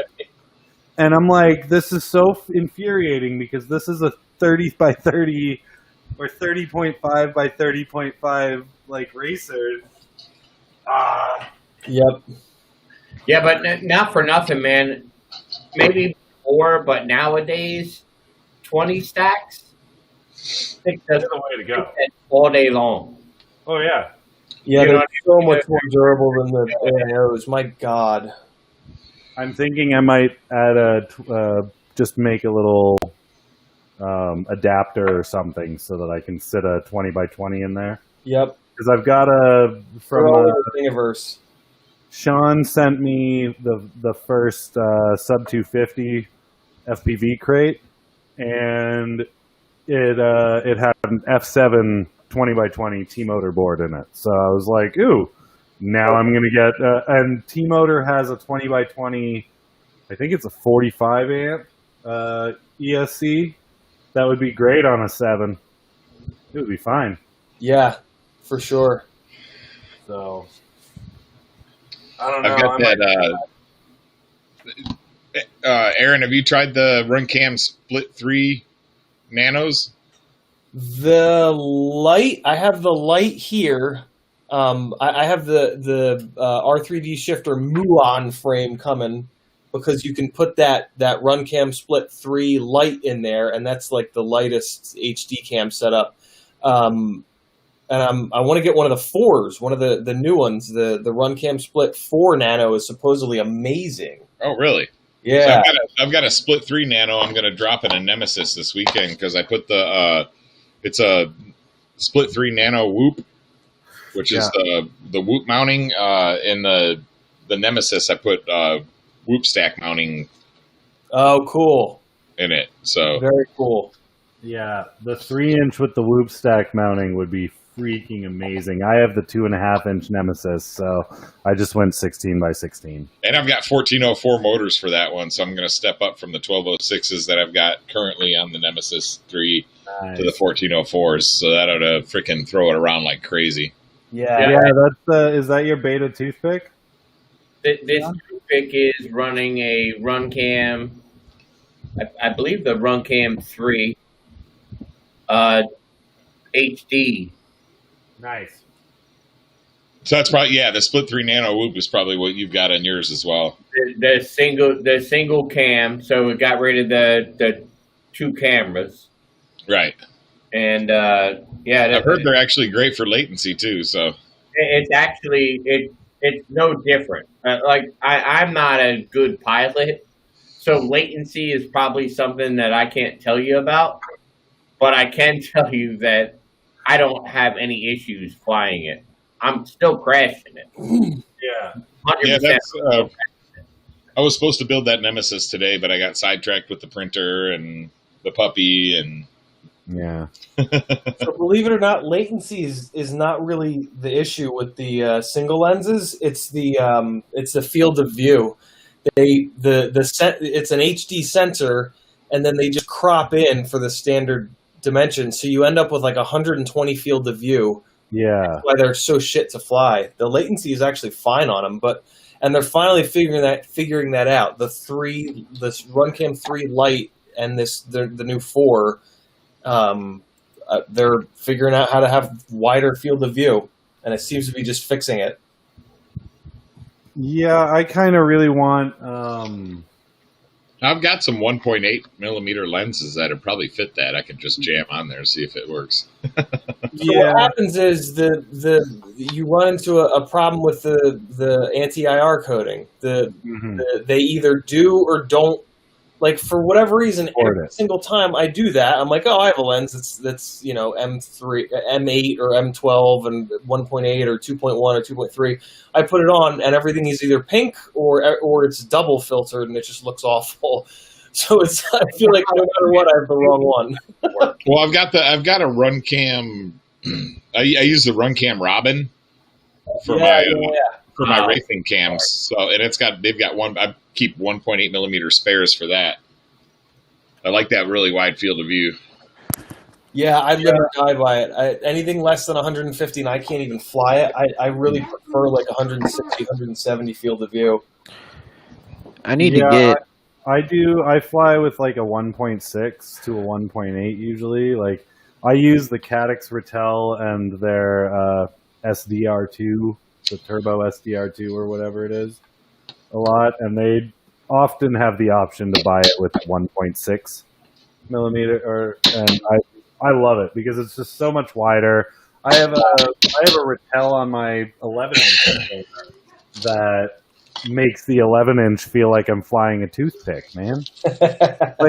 I'm dead serious because you can see the arms in it because it's so wide and it's so low down there that it's just like, okay, I'm just flying a micro when in fact it's a giant 500. How many people you got in the stream? What? How many people are in the stream? No idea right now. Let me see. I have to go through my profile here and find it. Everyone behind me, so happy. I don't like it. So we have 6 people watching on Facebook right now. Okay. And I see a bunch on YouTube. What? Well, I see YouTube commenting, so. Yeah, it's up on YouTube. On I just don't know if I can view its progress on YouTube at the very moment. I'm trying. All right, so this is what I'm going to do. Oh. Whoever the hell's watching tonight, I will do a impromptu stop on next Sunday's stream. If we can get 45 people, I'll do an Ender 3. Damn, all right. Damn. 45 for next week's stream. Hell yeah. So if we can do that, only thing you gotta do is join our Discord, bring that shit up to 150. Yeah. That I could also give away another Ender 3. Done. I'll put that link in the comments once it all posts. Let's see. I'm trying to find. Jeremy posted up the Discord. Everybody needs to go to New to FPV. Yes, Travis Hansen's Travis Hansen's group, new to FPV, also jump into Micro Quad Squad, which is mine. Yeah. And I'm actually doing a couple of giveaways soon on there. But yeah.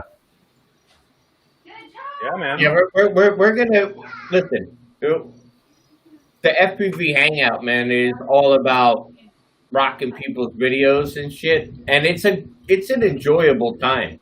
You probably will catch the best giveaways just because it's a Sunday or a Thursday or a Wednesday.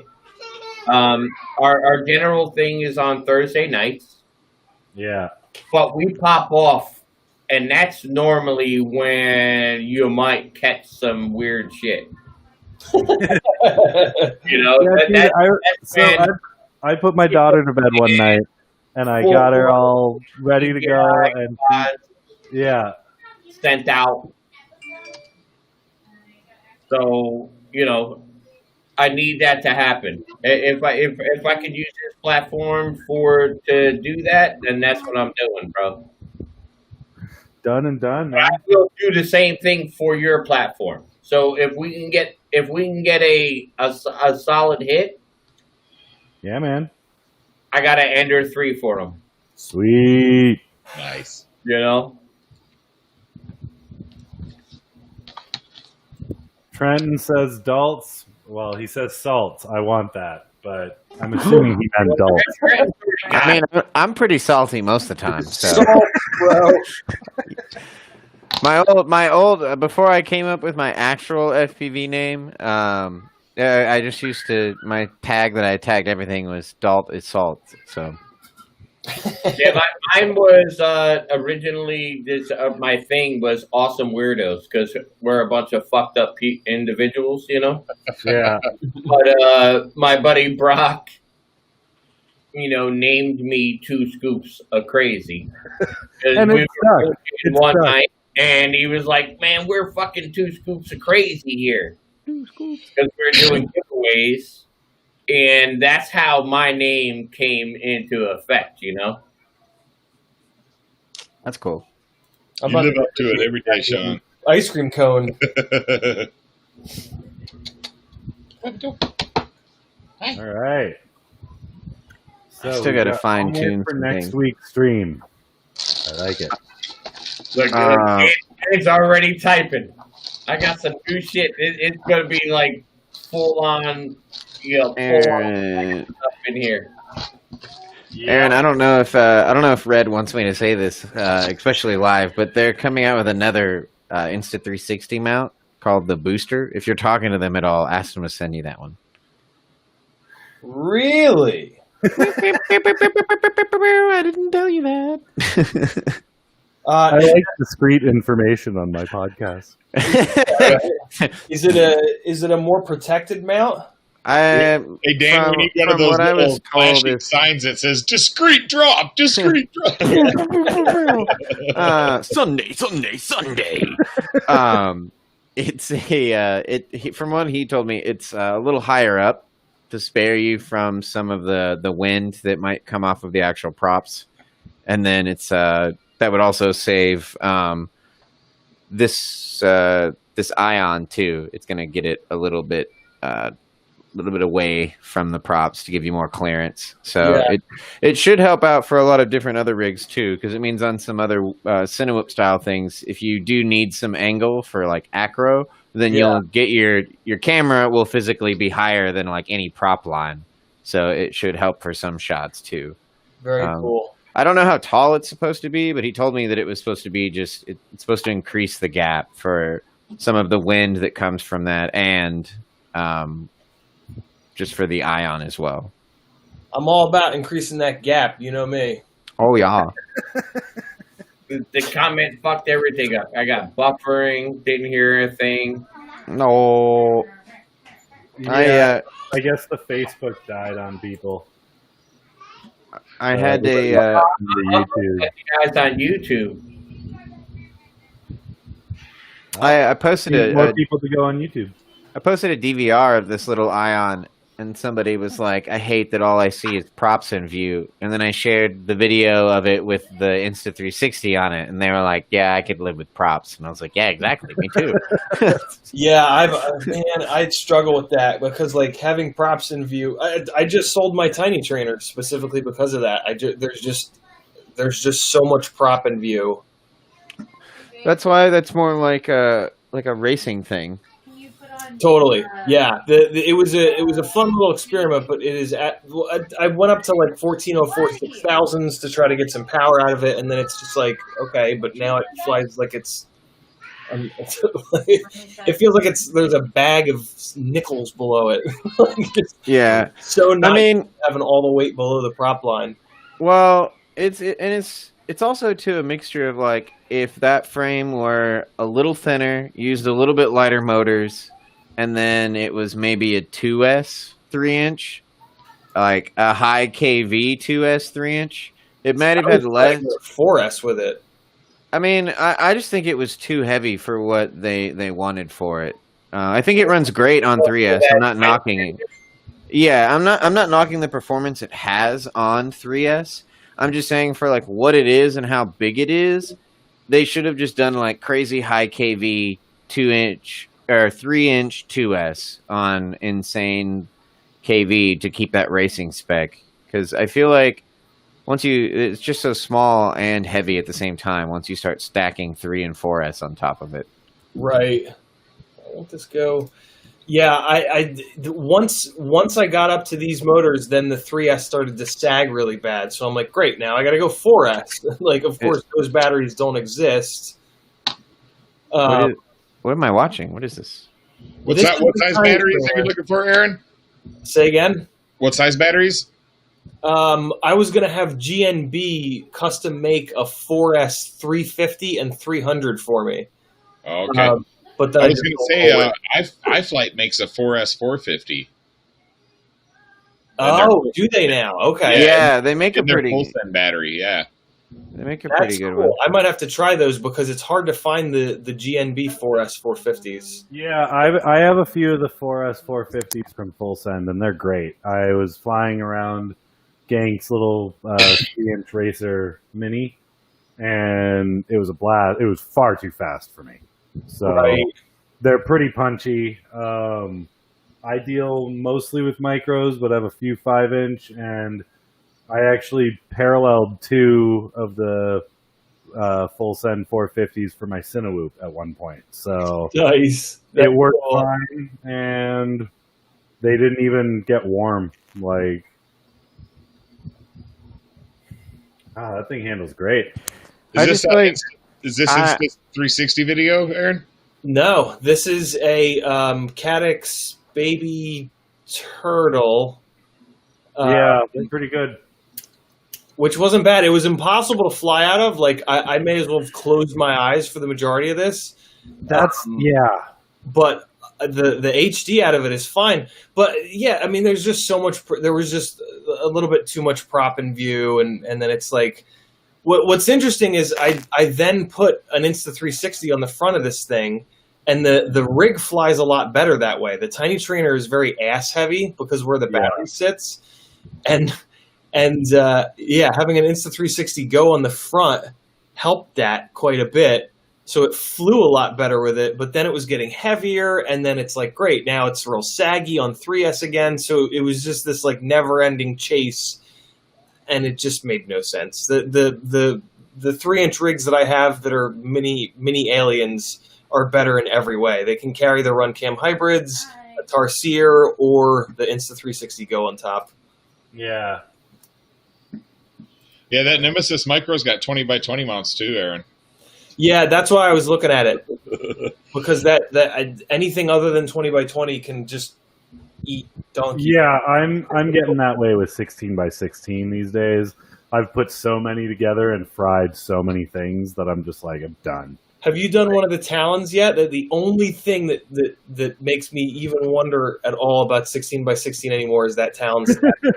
Yeah, so the Tiny Talon F7 is the one that I contacted Mike Chin about because he's with Heli Nation as well. Really? Okay.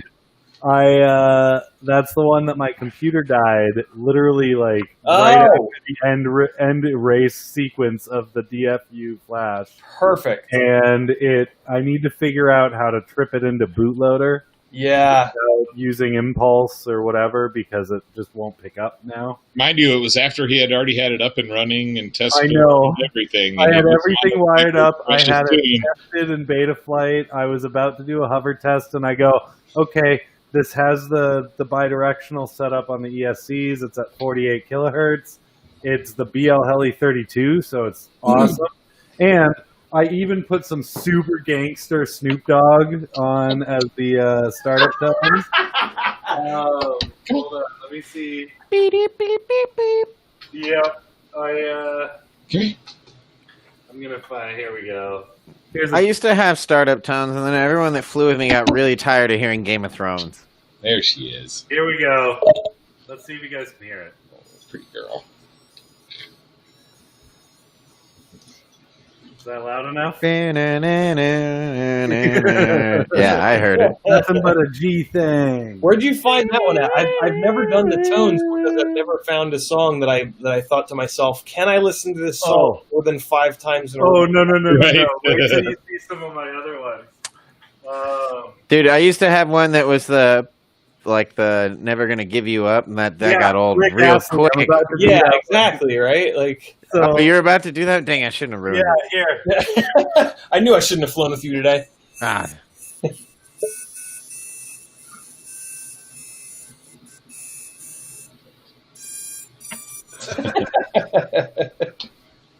And then I got one more. This is actually one that Sean sent me. So that was Baby George from Brockhampton, the baby school. Right. I couldn't think of the name of it. Yeah, that's Baby George. Silent startup tones, Mike Chen. It's like trolling yourself. And then this is the Skull V2 from Sean. Two Scoops of Crazy. Sean, have you heard the startup tones that I got picked for this one? Yes. Yeah? All right. Well, Aaron CIOTTI, here you go.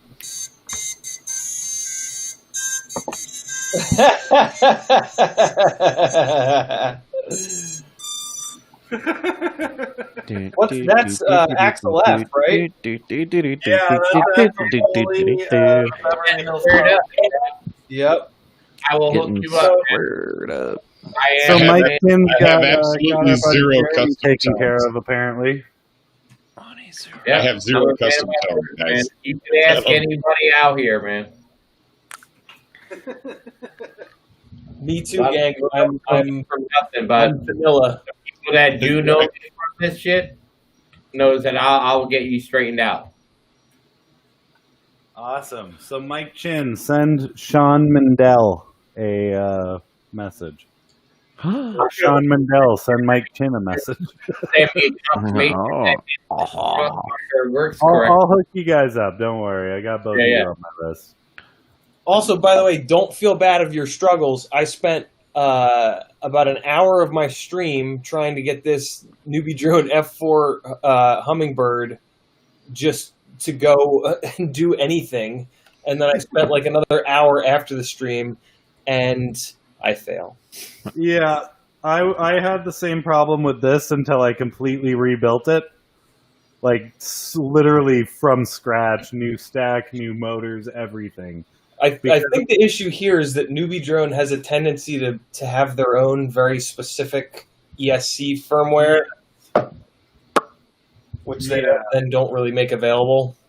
Did you try to flash JESC to it? I tried everything. I tried Maverick, JESC. Yeah, if you go, here's the dumb thing. I did the same thing you did. If you go to the Newbie Drone Hive Facebook page, there is a Facebook post with the correct hex files for the correct models, like the BL and the Hummingbird. So, I don't think this is the new Hummingbird. This is the F4 Pro brushless one. I don't think they have it up there yet for this. You may have to ask them. I'm just gonna message them. Calvin sent me something, and he was really cool. But yeah, they have all I made that mistake. I messaged Calvin, and I was like, "This is a piece of shit," and he was like, "You're an idiot," and I was like, "I am an idiot. You're right." You got me. Yeah, came in there hot and heavy, like, Calvin, what the fuck? And he was like, no, you, what the fuck? And I was like, yeah. That moment when you're like, that's accurate, actually. Yeah, no, you're right. You're right. I am dumb. I should have known. This is the newbie drone way. But they at least send everybody a shirt.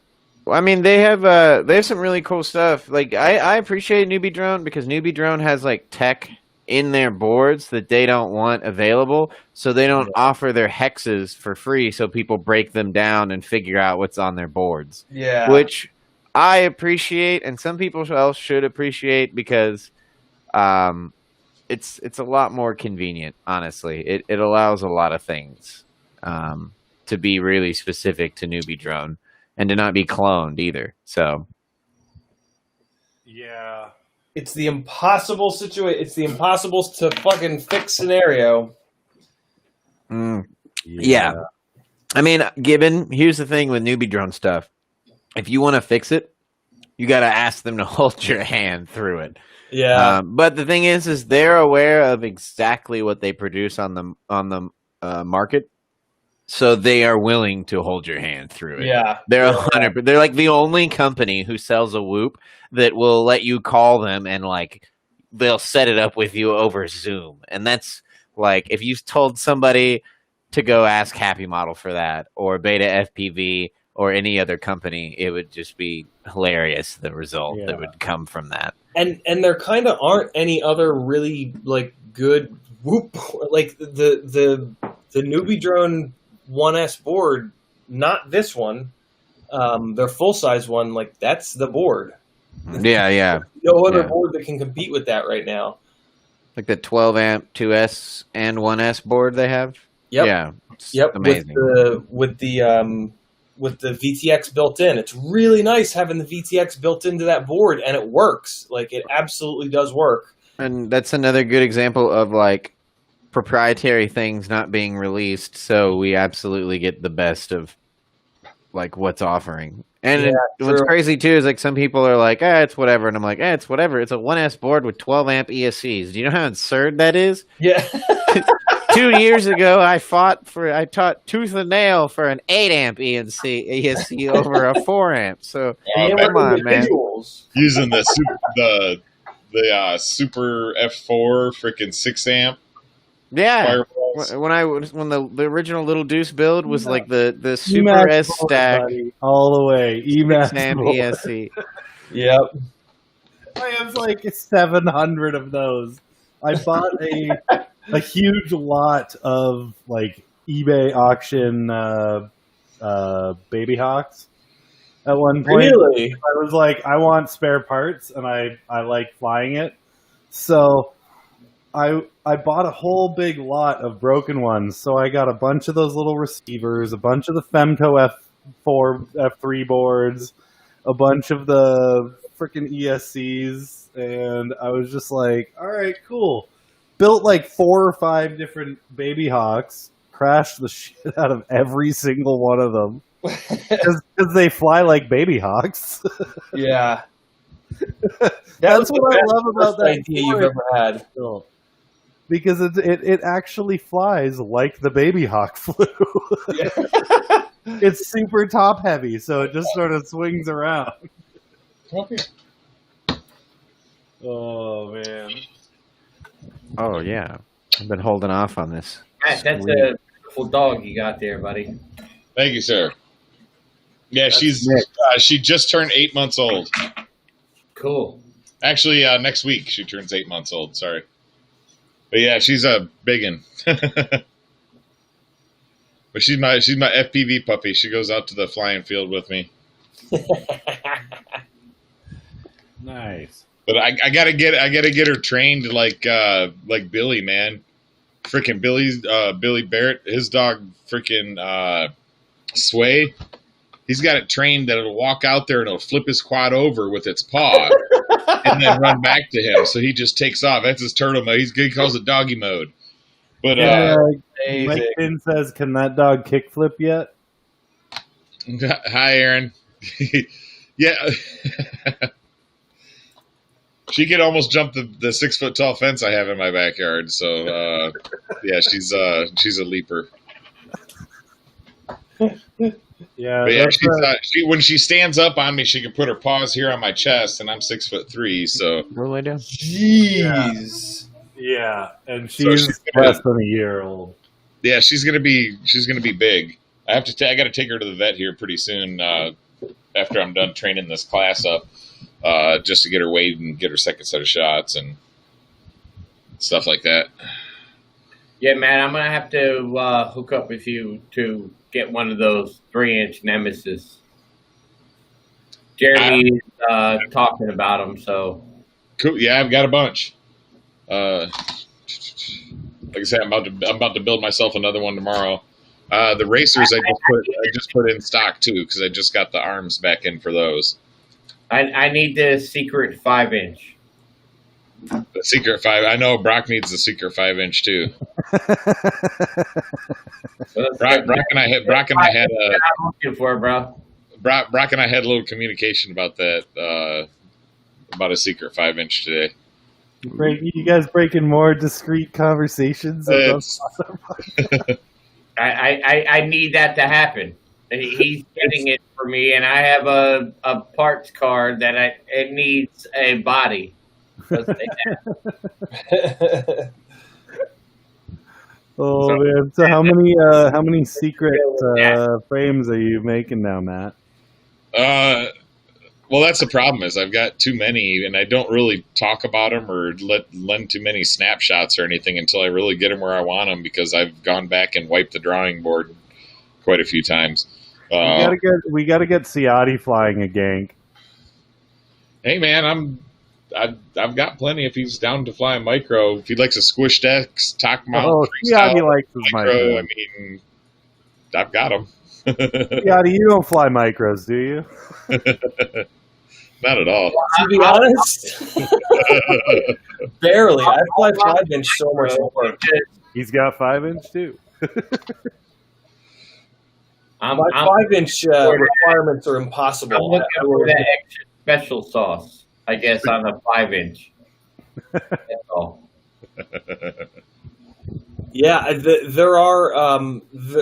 there is a micro frame that doesn't exist that I am going to be bugging Gank about at some point here. I just need to get caught up on a bunch of other stuff.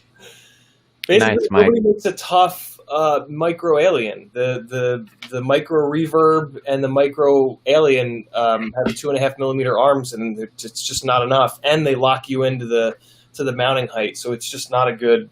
It's just not a good frame. So I will. I had a quad box. They had one of their, their micro builds Yeah. with a reverb frame. I hit that bitch and broke an arm instantly. Yeah, it's just not enough. They're just not quite strong enough. And it was like, I ended up taking all the components and stick them in an Acrobat. Mm. And it flew awesome, and then gave it away, because that's kind of like what I do. As you do. So, Aaron, I will tell you that if you go look at the Mutiny freestyle frame on my page, I have a 3-inch Mutiny that I'm working on with boomerang arms as well, boomerang swappable arms. Dude, a 3-inch Mutiny, that'll be awesome. Very cool. So it'll be a little bit bigger, a little bit beefier than the micros because just because I designed those to be super light. But even my 3mm micros my 3-inch micros got the 3mm bottom plate on it. Nice. Yeah, that's where for me, in my opinion, 3 millimeters should be minimum. Well, that's what the racer has as well. So the boomerang arms in the racer are 3 mils because 2.5 mil is still flexy. Yeah, right? I get them in the test center. If I can flex them, 3 mil is the thickness from my cutter guy that starts to get really stiff. So yeah, the bottom plate on my racers are 3 mil, and it makes them so much stiffer. So I'm gonna stick with it at least the 3 mil. So yeah. If a miniature version of the Mutiny exists with some good wink, wink, wink, nudge, nudge, with some good motor protection. Damn it! Why can't I find anything? Wink, wink, nudge, nudge. I'll be totally interested. The little devil horns that Kebab made way back when for me have saved me so many motors because I crash hard and constantly. Yeah. So I'm always looking for that. I'm always looking for at least one nice chunk of carbon coming off the end of the arm to protect the motor bell a little bit. Okay. But yeah, the Muni frame looks cool. I had that opened up in a tab already. Yeah, that one flies really nice. The motor spacing on it gives it some really clean air. Brock's been flying the high def version. He's been pounding it for me. He's the only one that's bought one so far, but he's been abusing it. So far he beat the Threw hell it into a brick wall, apparently. Yeah, threw it into a brick wall, beat up some trees and stuff, and nice. shattered a One of the motors popped, but the frame still was in one fine. piece, so I sent him an extra arm with it just in case, but hopefully he won't need it. Yeah, 5 mil arms on the freestyle I think are a minimum for me as well. So yeah, I don't understand. I'm so shocked that the Source One has 4 millimeter thick arms. I just don't understand. It's just it's just that's the direction that we load these arms up, you know, and going from 4 to 5 is what 25% increase in strength in the right direction. Yeah. Yeah, anytime you can get extra layers of carbon weaving in there. Mike Finn says he's got some KO motors coming to mess around with. They have like an oil pump built into the motor and shit. What? Oh, the little reservoir, yeah. They have the coolest looking belt in the world too. My God, those are good looking motors. Yeah. They also look very those actually. Now those aren't the same ones as the cryos, are they? Yeah, I think so. The ones that they're selling with the cryo spray stuff that people were. I don't know. I think that is the same company because that company is all about like keep your motor temperatures down. What was it? Korea KO? Yeah. No, it was Demon, I think. Demon, that's it. That's it. Yep. Demon RC. Yeah, I think that where you'll find a big advantage for the cryo motor is probably when they do their cryo X class motors. I think that'll help those guys a little bit. I'm not convinced that cooling your motors down really does that much for you. I know computers and everything chips operate faster under cold speed, but or under cold temperatures, but I'm not sure. Your magnets deteriorate over time with heat. Yeah. And your windings. So the hotter your motor is getting, it's literally just dying over time. So if you keep a cool motor, you keep they get hot too. Didn't I think Bob tested it a while ago, and he saw like 30% less power after a big he did like one big full throttle run, and then back to back it. It might not have been Kebab, but somebody saw a 30% decrease in power from heat soaking the motors. Yeah, I mean that's why we tune our motors before we go nuts with them, right? I mean what you're dealing with is called oh god, it's a fancy term. What's happening is the magnet is getting hot, and the magnetic field, all magnetic fields at a certain point, they weaken with heat. Like magnetic objects lose their magnetivity if they get large amounts of heat applied. Right. So the idea there is if you just have a motor, it's like burning hot.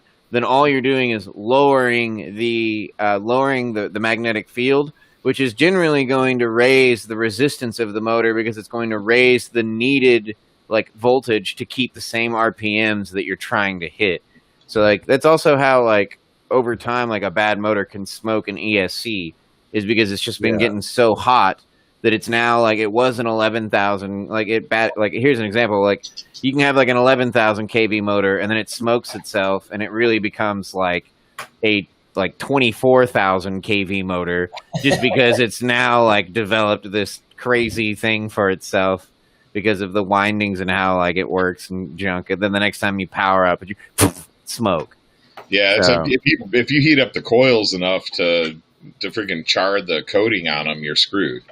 Yeah, that'll also ruin too. So, I mean, I've done some horrible things to micromotors, like when Aaron probably knows these, the Spentec motors. Yeah. Yeah, I ran those Spentec motors so hot that the enamel melted off.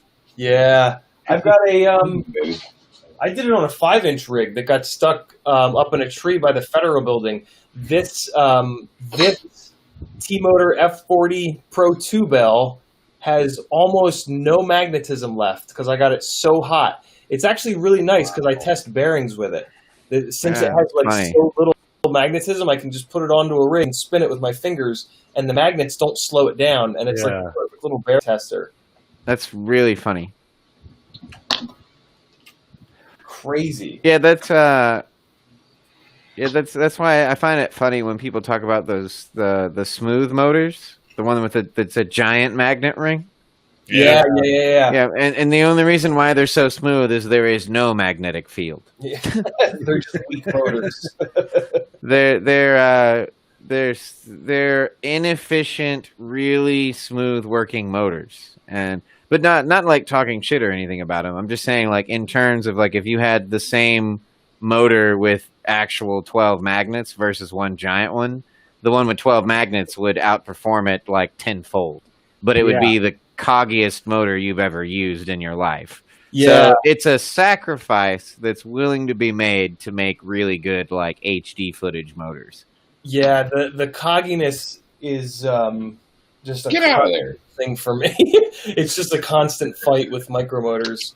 I mean, like I fought it really well. I mean, like part of whenever I was the longest part of developing the little floater motors, which even like by the time they released, like I had already been like shilled and blown up by Bob, but the little floater motors, I spent like 5 months fine tuning the gap, like the air gap between the stator and the magnets. Yeah. Just simply because, and what sucked too is I wish I just would have like flown to China and done all this, because I could have gotten the motors done in like 2 months, but because I waited for like things to come to me and me like talk to China and be like, that sucked, and then like me forcing them to get me more stuff. But that was like the biggest thing I fought with, was they like the first prototypes of the floaters were like like you could like you could potentially, like, I felt like I could plug that into something and power something just by turning it. And so, like, you felt those 1507 Hawksky motors that I had, right? Yeah, those things were nastiest dang motors I think I've ever spun. Yeah, I've got that pair of 1104s that's just killing me. I can't. Well, I think Dalton's got a pair of 1107 Hawkskys that I got like way back when I got a handful of motors, and she's those things the only things those things I called those fucking heat cannons. That's all they did for me, at least. I never got them to run right. The 1107s just burned anything I wanted. 6-bladed props on them and just kill them for good. Well, they were huge. They were huge for back then because everybody was on 1102s, 1103s. Yeah, they were tall boys. You know, so it was really kind of they was just ridiculously huge, just like the 1507s were when they came out as well. Yeah, I appreciated it because I had like the Deuce, which was like kind of like a low profile micro. So when I put 1107s on it, it looked like a crazy attack helicopter. Like I was like, dang, the motors are taller than the stack, dude. This is crazy. That thing. Right now, baby. There it is. The poo. Little Deucey. The little Deuce. I've still got one laying around here somewhere too. Poo. The poo. Luckily, we've got a bunch of really nice, smooth running motor options all of a sudden between the X-Nova 1804s and the new Brother Hobby VYs. Yeah. And they all make really good power. The 1504.5 VYs are something really special. I really Did you try the X Rotor 1106s, the 7500 kVs? No, I'm kind of No? done with 11. For me, an 11 millimeter wide stator is only enough for a 2-inch prop. I don't Okay. anything north of a 2-inch prop and an 11 wide stator just doesn't have the mechanical torque for me. But that being said, I have impossible standards, so don't like take anything I'm saying. Like if you want something that flies for a long time, you don't build them the way I build them. Well, here's one thing to keep in mind, though. This is the 2.5-inch Gank Nemesis. I've got those motors on it, and I am currently in the process of finding that sweet spot to lower the motor idle on it, because the second I arm it, it hovers. Right. It's so light, it's so good, and they don't even get warm after just ripping it. Granted, I'm only ripping on 3S right now. I could run 4S, but they're not even getting warm. These are the 1106 7500s, the X Rotor Hobby Ring X Rotors, and they're great. I love them. Yeah. Aaron, if you have a old 1103 or 4 rig laying around, install a newer-ish version of Betaflight on it and try adding the linear throttle. Yes. The linear throttle command. It's not a feature. It's a hidden linearization. It's linear throttle. I think the command is literally throttle _ linear equals, and then it adds kind of like a progressive like linear throttle to some like curves, but on those smaller motors, I've actually found, and this is only a feature that's recently come out in like 4.1 to 4.2. Yeah. But that feature alone like really brightened up some older rigs that I had. And I think it was just really though that the throttle range for some of Betaflight back in the day was really made for 5 inches. Yeah. So like it was like the rate at which it progressed in that throttle was not for us. Right. Like it wasn't. Because I've messed around with some things. I've been doing a lot more with like acro flying on my Whoop. And I've been playing around with the linear throttle and the TPA a lot more, and that's really changed how the quad itself flies. Like just I gotta have you fine tune my 75. I've been really impressed recently. I took a break from FPV, came back, and went back knee deep into tuning again with Black Box, and the features that are here are just really crazy compared to what I had a year ago. So I've had a lot of fun fucking with that. And even now, 4.2 is a big jump, but. Yeah. It's funny that even the RPM filtering is so good, but it's still it's the Nachi motor thing. It's still. Well, have you also seen? Have you also tried doing like the 24 kilohertz on really Nachi motors? I have, and I've also played. I spent a bunch of time with Ryan Harrell trying to. Yeah. This is where the whole step or skewed stator thing came from that Bob is now trying to carry the torch on. But Ryan Harrell and I had a bunch of conversations about how to fix the goddamn problem, and we threw everything at it. We were doing timing. We were the skewed stator, the twisted one?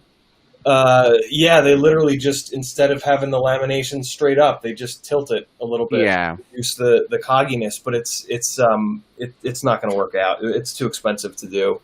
Yeah. Yeah, I mean I tried to make. Even the floater motors have 3 innovations that really pushed, and I make like 50 cents on those motors. Yeah, and they're a $14 1103. So rip. So innovation just really isn't worth it, honestly, in the motor industry. That's what's sad. Is if you have money, sure, do it. I'm not telling you not to. I'm just saying if you're doing it and you're wanting a profit, it's not going to happen. Right. That's why most people tell you no.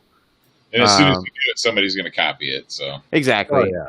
But I mean, I'm not too upset. Like, you can do certain things. Like, I mean, I know like Bob and other people have done certain things to this, but like I made the first, the floaters were the first 77 aluminum motor, which increased like the quality of which motors were made, and then Flywoo and AMAX all did the same thing after that. That was their boiling point. So it is cool. Like little things and jumps make people like be like, okay, crap, we got to do this now. So I do like certain small things like that, where it's not like they copied me or anything. It's just they raised the bar to make the standard. And like, Innovation. yeah, well, I mean, it's just, I mean, it's dumb. Like, I didn't really innovate. I just used a different material. But it's cool that was like a thing where everyone else was like, okay, that's his selling point. We got to get on board. Like, and it was just fun. Like, because then micro motors went up from soft shell aluminum to like really durable aluminum. Yeah, and I've honestly noticed it with COVID too, like all the really bad motor companies, I'm super sorry I'm saying this out loud, they went under. Like, I'm super sorry, but all the really bad motor companies are gone now. Racer Star, DYS, non-existent. Yep. Non-existent. Racer Star got saved. Racer Star got saved by Mamba, because Mamba now owns the other half of Racer Star's factory. But they pay them a lot more money and put a lot more time into it, so they're really not Racer Star anymore. Right. So it's like being Racer Star in like the building, but then really you've got like a new hat on and a new paycheck, and you're like, yeah, I take this seriously now. And you're making stuff that's half decent. Yeah. Well, I mean, the Mamba stuff is cheap too. Like, I can't complain about it. Like the Mamba, they sell like sub $10 motors. So yeah, all the bad companies are going under, and the good companies. Yeah, you're right, Mike Chin. Yeah. Ironic that you work for the boat that will never sink. So go you. I think Gank disappeared. Oh, are we gonna listen? The Watch some NPC must have crashed. Nope.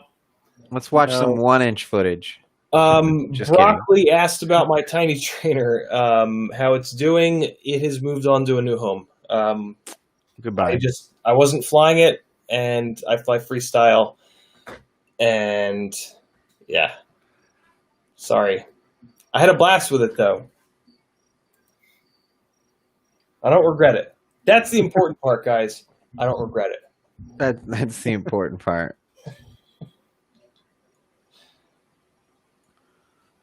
So I think he usually reboots and restarts the stream.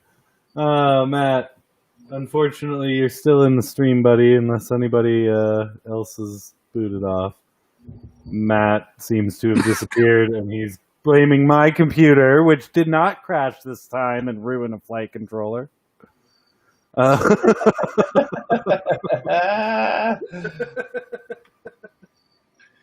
It makes me feel better that, like, every time when I'm flashing a flight controller and I go, well, it's Matt, I did not have a crash. So I don't think he can read these things. So 2 scoops. What are you working on anything right now, buddy? My night is ending, but come check us out on Thursday nights, man. Yep. All right, man. You taking off? 8 o'clock Eastern Standard Time.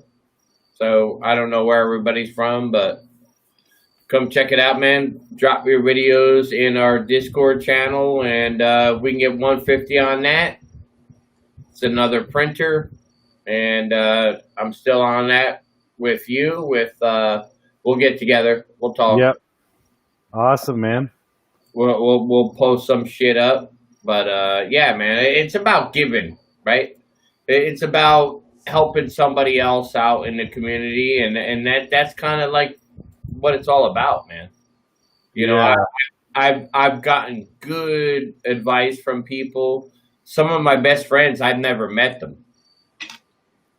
You know, and they're all FPV people, man. You know what I mean? Like, they look after me. They check me out. They make sure I'm good, and that's what FPV means to me, man. It's literally like no bullshit. Yeah. You know? So, just respect everybody's dreams, and I hope everybody gets involved in helping promote the next stream, and we can keep this shit up. We're good That's to go. pretty much the point of ours is just to promote the independents, promote the guys that are doing the work, and trying to bind everybody in the hobby together, man. Hey, I know that driveway. Yeah, that's Dalton's. But I do appreciate it, man. I appreciate Dan and Matt, and for allowing me to come in. Yeah, man. We were glad to have you. Yeah, no I'll doubt. always stop in and out, man. But I'm sure the guys are happy for the frame giveaway too. Yeah, man. next week I'm hoping to see that shit pop off so I can pop in Nice. and we do an Ender 3 giveaway. Sweet. Yep, I'll be there for the stream this week. I'm teaching day shift class, I'll try to show up. so I'll be there for that. Nice. I'll be there. You know that. All right, man. I appreciate it, man. Just be a part of it, man. It's Always. we're doing something good for everybody, man. You don't Yeah. need to be a sub or any of that shit. You don't need to be a patron. I prefer a Dom, but whatever. You just rock people's videos, man. We have a good time fucking checking them out, man. Man, Aaron, this is a 1S lipo. This is crazy. Yeah. That's how I feel with my little 75. It's far too powerful for it just being 1S. I haven't gone And down that's to one way, rabbit like hole you sent yet. me that video the other day too, and it blew my mind. I'm holding off on the 1S thing for right now, I think. I don't know. This is HD with a 3-inch 1S, and my mind is exploded. Sean Mendel, thank you for being a part of our stream. Are you bro. using That was awesome. the Insta 360 on that, Dalt? Yeah. I am. Yeah, there's just some spots where I do some tricks, and the footage is so clean, I just can't believe it for something that's running off of a 451S lipo. Yeah. What? Those are the 1103s? No, these are 1202.5. I've got low motor timing because I've been playing around. With some things, and low motor timing has actually been slightly providing me what I feel like is more low end torque, but sacrificing speed for that. Huh. So I've been kind of messing around with that, and I seem to be at a sweet spot where it's like enough to carry this Insta 360 without being anemic. Right. Because I can still do power loops and everything I like to do and recovers and stuff, and only thing it loses is flight time. Like instead of getting like 5 minutes, I go down to like 3. But that's still I can take that totally for doing HD footage. Right. I'm just amazed with the 1202.5 class of motors. I keep hearing that it's just like insane. It's not quite too crazy, but it does make sense. Basically, like what you were saying about 1103 missing like the umph for 3-inch. Like I like 1103 on 3-inch, but it definitely has like that missing 15%. Well, and that's on that's on a very, very lightweight 3-inch prop, though. Oh no, I'm using tri-blades. This Oh, is really? This is the heaviest 3-inch prop I can use. No basically. shit. Yeah, and it takes it like a champ. I'm just using the tri-blades because I'm using HD, and bi-blades would produce wobble. The new bi-blades are pretty well balanced, though. Oh, they are now? Yeah. I knew the old HQ bi-blades were pretty unbalanced, so I just didn't even buy them. Yeah. I love HQ, Zong's the man, but I can't deal with wobblies anymore. They have the least well balanced props. Yeah. Unfortunately. Yeah, like here's the shitty DVR quality of the raw performance without a Insta 360. Nice. And that shit. Oh my god! Look at that hot fucking mess. Oh boy. Yep. I don't even mess with the OSD. I'm still tuning it. Right. But the tune is pretty much set now, so I'll probably just take everything off but the lipo. Throw some old school Emax A-Vans on that thing, the old bull nose that came with the Baby Hawk, and you'll see some freaking jello with that prop Oh arrangement. my god, Oh, those no. are the worst. Me and Aaron put tape on it to make them better. That's what we were doing back in the day. Yeah, dude, I was sanding off plastic. Yeah, that's right. Down props. I can't. I remember you were the first one who told me to do like scotch tape. You were like, put scotch tape on one that feels bad, and I was like, all right. Yeah, if you want to add weight. Well, I remember we would get those props, and I think it was either you or somebody else in the group who would like put the prop on a toothpick, and you could see that it was like slanting one way, just Dude. even on like a toothpick. So like somebody started putting tape on the other blades to make it actually balanced, and that actually worked for a long time for me. At least. I'd put scotch tape on the other blades, and it would make them balanced. But the things that we had to do. I just thought it was so funny. Yeah, just the dumb thing. And then you found like all those millions of other props, and you were like, "There's a world out there. Fuck those things. There's a whole big wide world. There's a whole world out there other than those crap bull noses. Get away from those." Run for the hills, dude. The day that I discovered the GemFan 3025 bi-blades, everything changed. Hey, Mike Chin works for Tiny Whoop. Ooh. 080, the 0803s. I know they're far too fast. I know Jesse's warned everybody that they're far too fast, and he doesn't recommend them. I want them. The 27,000 kV. I'm sure it's fine. Please. Pretty please. It's fine. You'll be all right. Don't blow up. I don't care if it blows up. I don't care. Be all right. It'll be spectacular footage for the time being. It's worth it. I don't care. I'll blow up a whoop. I don't care. I just want to test them just so that I can say I tested them because they're fun. Aaron, Aaron, I want your opinion on this. I've been wanting to make a 1S 75 millimeter. What motors should I buy? 75 millimeter. So Like- that like would a- be the same size as mine. Yeah. See, we were talking about that earlier. It's either 0803 or 1102. I think it's 1102, 1102. but it might be 0803. The 0803s are bigger. These are the 07s, and they're super narrow. Okay. Yeah, the 0803 in theory will be more efficient too. Torquey, yeah, a little bit. Too. Let know me what I try keep that. thinking about is that when you go from the 2 millimeter tall stator to the 3 millimeter tall, it's literally 50% more vertical work doing copper. You know, Yeah. like that's a big deal. Mike Chin said those motors came down super hot. Really?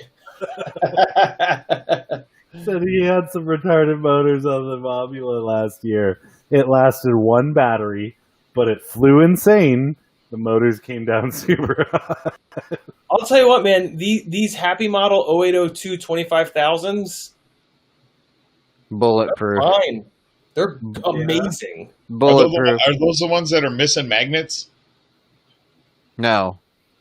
No, those were my motor, my 1103s that I've got. I was like, ooh, that's news to me. Yeah, there's. No, they were like to get higher KV. They were reducing the Yeah. number of magnets, Those but are these like ones. keeping the number of poles. It was like some stupid. Yeah, it was Hold on. crazy.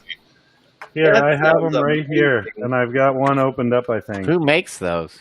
These are AOK Fly, Oh, okay, that's why. and they were super hard to find a replacement because I blew one out. Yeah, I think wonder why. Yeah, exactly. So tuning this was a nightmare. One I of a finally got kind. it to fly great, and then I blew my ESC with one, and I was like, okay, I'm fucking done. Are they What'd you not? call What? They're 11. They're. He answered they're these little guys. notchy. Are they like? Yeah, they're pretty notchy, but they're not as bad as some of the other 11 series I've got. trying to Well, it's find because they've got those magnets. Yeah, because it's missing. Godzilla. I don't can't think they. I don't think that's a. I don't think that's a design feature. I think that's a design error. No, it is. So it's supposed to have 12 magnets, but instead it's got 6 magnets. Yeah, that doesn't work. And it's to double it, and they're 11. So hold on, they are Ryan 11 Burrell was telling us why they did this. 15,000 kV. Crazy. I want you to know Wow. that I want you Here. to know that the reason why that was probably Look. a pain in the ass to tune. Yeah, that's dumb. So you know, with Aaron. their, so look at that, Aaron. That's retarded. What? It's So- still the 9 stratter too. It's still the full 9 stratter. Yeah, it's, It's not 9 or it's not 12. It's 9. Wow. Yeah. So it's not it's 12. supposed to be a 9 by 12, That's but instead it's a 9 by 6. That's. Well, I'm not most, even mad about that. That's just, most micro motors are 12 pole. So you're saying that's a 9 pole motor? no. It looks like it's a 12 pole, but then it has half as many magnets. It has 6 magnets. Yeah, it's got So so it's got 6 magnets. So I actually talked to Ryan Harrell about this, and we did that on the podcast a few weeks back. But I've been talking to him a lot about these before that. He's been telling me to try and put in, and this is actually the only way I got it to fly right, in the CLI, I had to go backdoor it through Betaflight to get it to let me set 6 poles. Right. And then what really, really, really fucked it up was I flew it. It flew pretty smooth, pretty good. And actually, I have it. I was going to say, Here, hold on. Ryan would probably know more, or know the 100% answer. I was going to say, yeah, like even if it has 12 poles but 6 magnets, it's still just a 6 pole, Yeah. really exactly. wide pole magnet. Right. Yeah, each step is 2 wide instead of 1. Yeah, and so he was like, "You gotta make your motor timing high. You gotta do this. You gotta." I was like, "Jesus dude, Christ!" that sounds They had it on hilarious. JESC and everything. I gotta just put them in a box because it's $40. That's not worth it. Yeah, so here we go. Here we go. Let's see if I can get this to go. This was the test flight, which, by the way, the next time I plugged it in, the ESC fried. Yeah. So I'm not saying it's a good idea to use these motors. I'm not saying, but I'm just saying. I'm not saying it sucks. I'm just saying it caught on fire. They're not too bad. The camera itself has a bit of jello, and the camera itself has a lot of light issues, but the prop wash on these was horrible. It's adjusting just fine. It's just slow. Yeah, it was just slow on the uptake, and then the prop wash, every time I'd bank a corner, it would just be like, whoa. Yeah, see, that's the big issue that I have with any of the Nachi motors is you don't have enough headroom for degain for them to handle any kind of prop wash. Yeah. Not any kind, but like handling it the same way that a 5-inch rig does. Yeah. I'm still one You're of gonna those. say this micro flies like a 5-inch. It better fucking fly like a 5-inch. It better not like a power. Exactly. So here's my problem with motor manufacturers. All they do is make a motor. They do a bench test, and they send a couple to mini quad bench tests to get their stats and shit, right, for thrust and current numbers and everything. But they don't do like the kind of testing I would expect a motor company to do, which would be like the full engineering testing, telling you, hey, okay, for this motor, here's your freaking BL heli settings, right? You want to set to this timing, you want DMAG set to this, you want to set it this many hertz, because those are the kind. That's the kind of engineering that matters. People who make motors, right? Yeah. They have the capability to do all this testing and stuff, and then here we are, we're relying on the community to do it. And that's one of the things that. Probably the only thing I dislike about the FPV community is you get a lot of manufacturers, even frame manufacturers, that'll put out a frame and they don't put out any prints for it at all. They rely only on the community to deal with it, right? And like, or they make you pay like exorbitant prices, like they'll make a deal with Brain 3D or something and make you pay the $15 per print or $20 per print or whatever it is. And it's kind of frustrating to me. That was one of the cool things I really liked about Flyno, and I kind of do the same thing. All my prints are available. So if you got a printer, you can print them. I mean, bottom, do whatever, you know what I'm saying? But I'm not going to rely on the community to do it. I put out what I think is a decent set of prints, and if people want to improve on them, that's freaking awesome. I almost accidentally said I'm not allowed to say. Whenever I was making the floaters, the company that TBS has that helps them out or whatever, they offered testing like that for me, but for also like an exorbitant amount of my money, which I would have not agreed upon. So that does exist, but there was no way in hell I'm going to pay them $3,000 to test 1103s and provide me data that nobody's going to understand. No, yeah, but then also the thing is too is that I would have you could just do that yourself with your free time. Yeah. And that was more the money they wanted to test the motors to that extent was more than it cost to like get me 1,000 of them. So it was like I would rather get 1,000 of those than be really dumb and just do that. Like, yeah, it's just there's not enough money in FPV is why. It's because there's not a $1 billion market to buy it.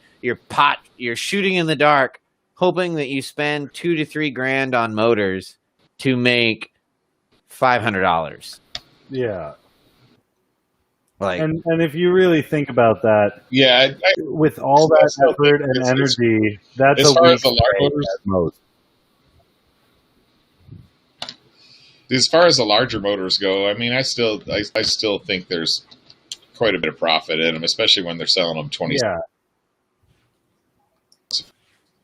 Motor, right? Probably not so much, right?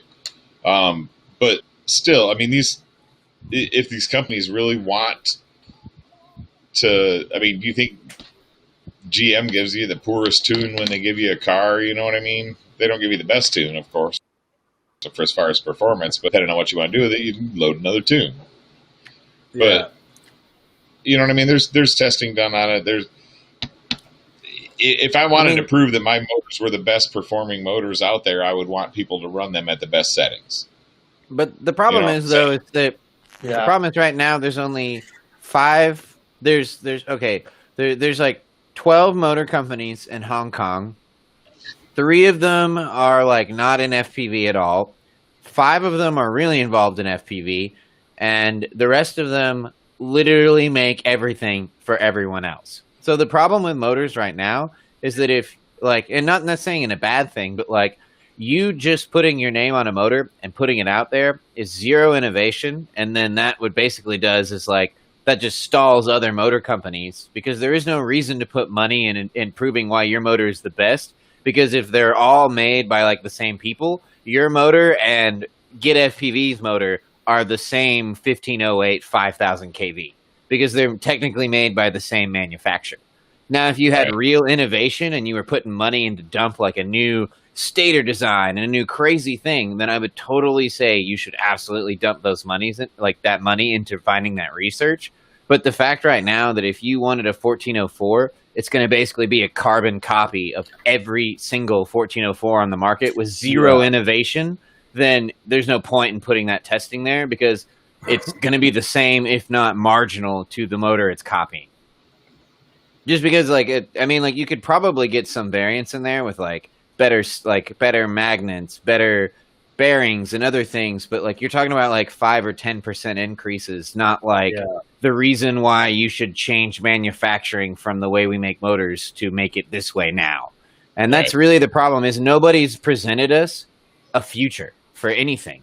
All this future, the only thing that really is what Aaron said, the twisted motor, I forgot what it was called. Stator. The skewed stator. But that design, that's a jump. That's an actual innovation that would take years to get to, make it happen, and do things like that.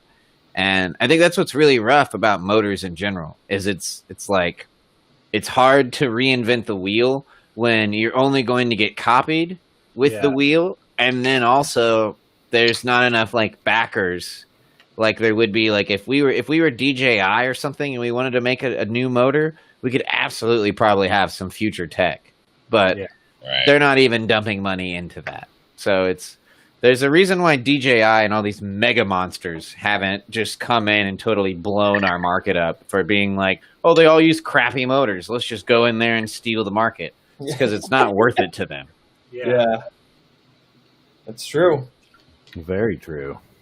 I mean, or DJI, like DJIs are basically like they're like 1108s or no, they're 1104s.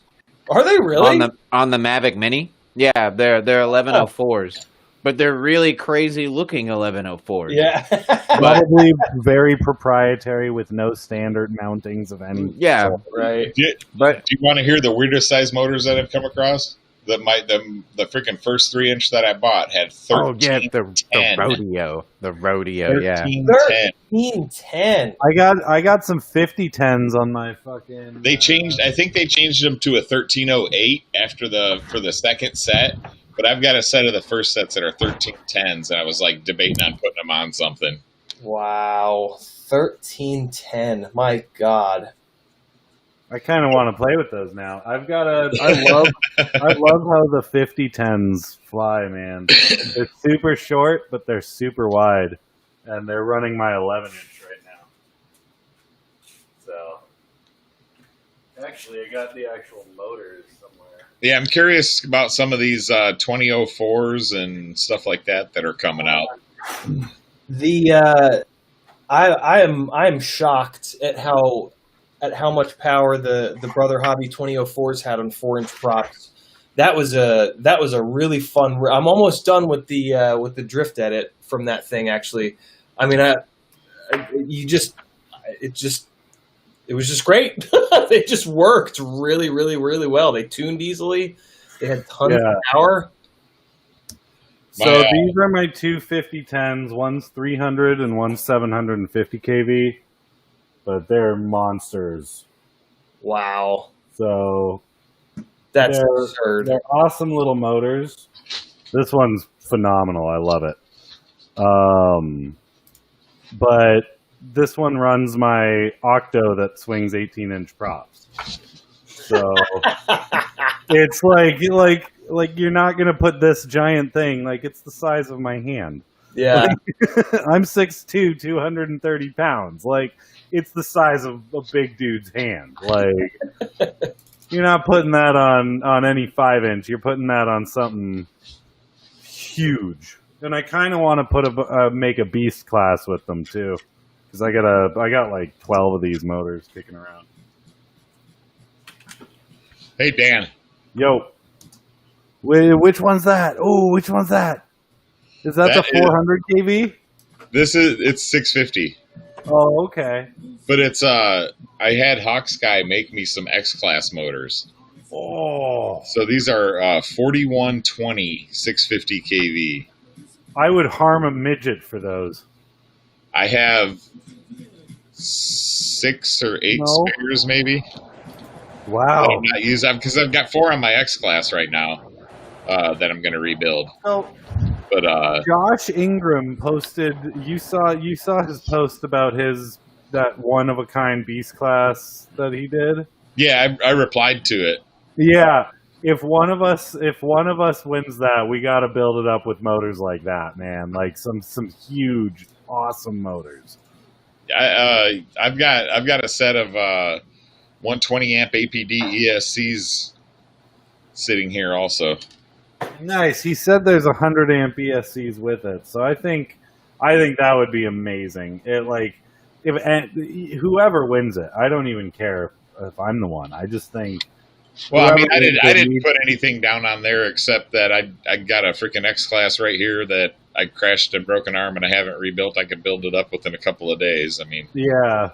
I think he's going to pick somebody else's sob story. He's not going to pick mine either, but the dude, like, I would build that thing up so pretty. Yeah, he won't give it to me. No. He knows your stuff, too. You and him go way back. You're fine. No, I know. It's just, he won't give it to me. I don't know if he thinks I'll give it as much love as somebody else would, so. Well, don't worry. I'll give it some love for you. That's fine. I'll, I mean, I'm okay. Like I said, I can. I mean, any frame I want, I can build myself. You know what I'm I'll saying? make that. And I do. Fur. So, like, I mean, I've got a the mini mutiny I'm working on. I've got the freaking a little whoop. I've got the new high def freestyle frame that I'm working on. I've got Nice. another crap.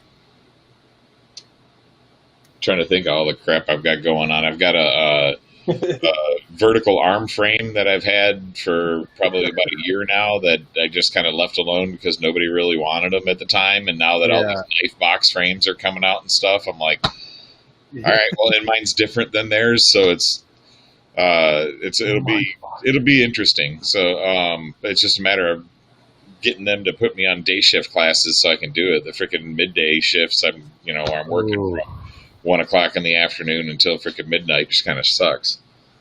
Mike Chin says X-Class guys are the mud boggers of FPV. I can't believe Mike Chen knows what mud bogging is. I'm pretty impressed by that. Hey, he's from Michigan. Oh, is he? I didn't realize that. Hey, I'm from Michigan too. I can't say nothing against it. I love the place. Mud bogging. Man, if I could find a job up there making what I make down here, it would be a no-brainer. I'd move back. I like some snow in the winter times. I'd buy snowmobiles again. So I have all kinds of toys: snowmobiles, boats, freaking motorcycles. I used to have jet ski, and I'm from Michigan, dog.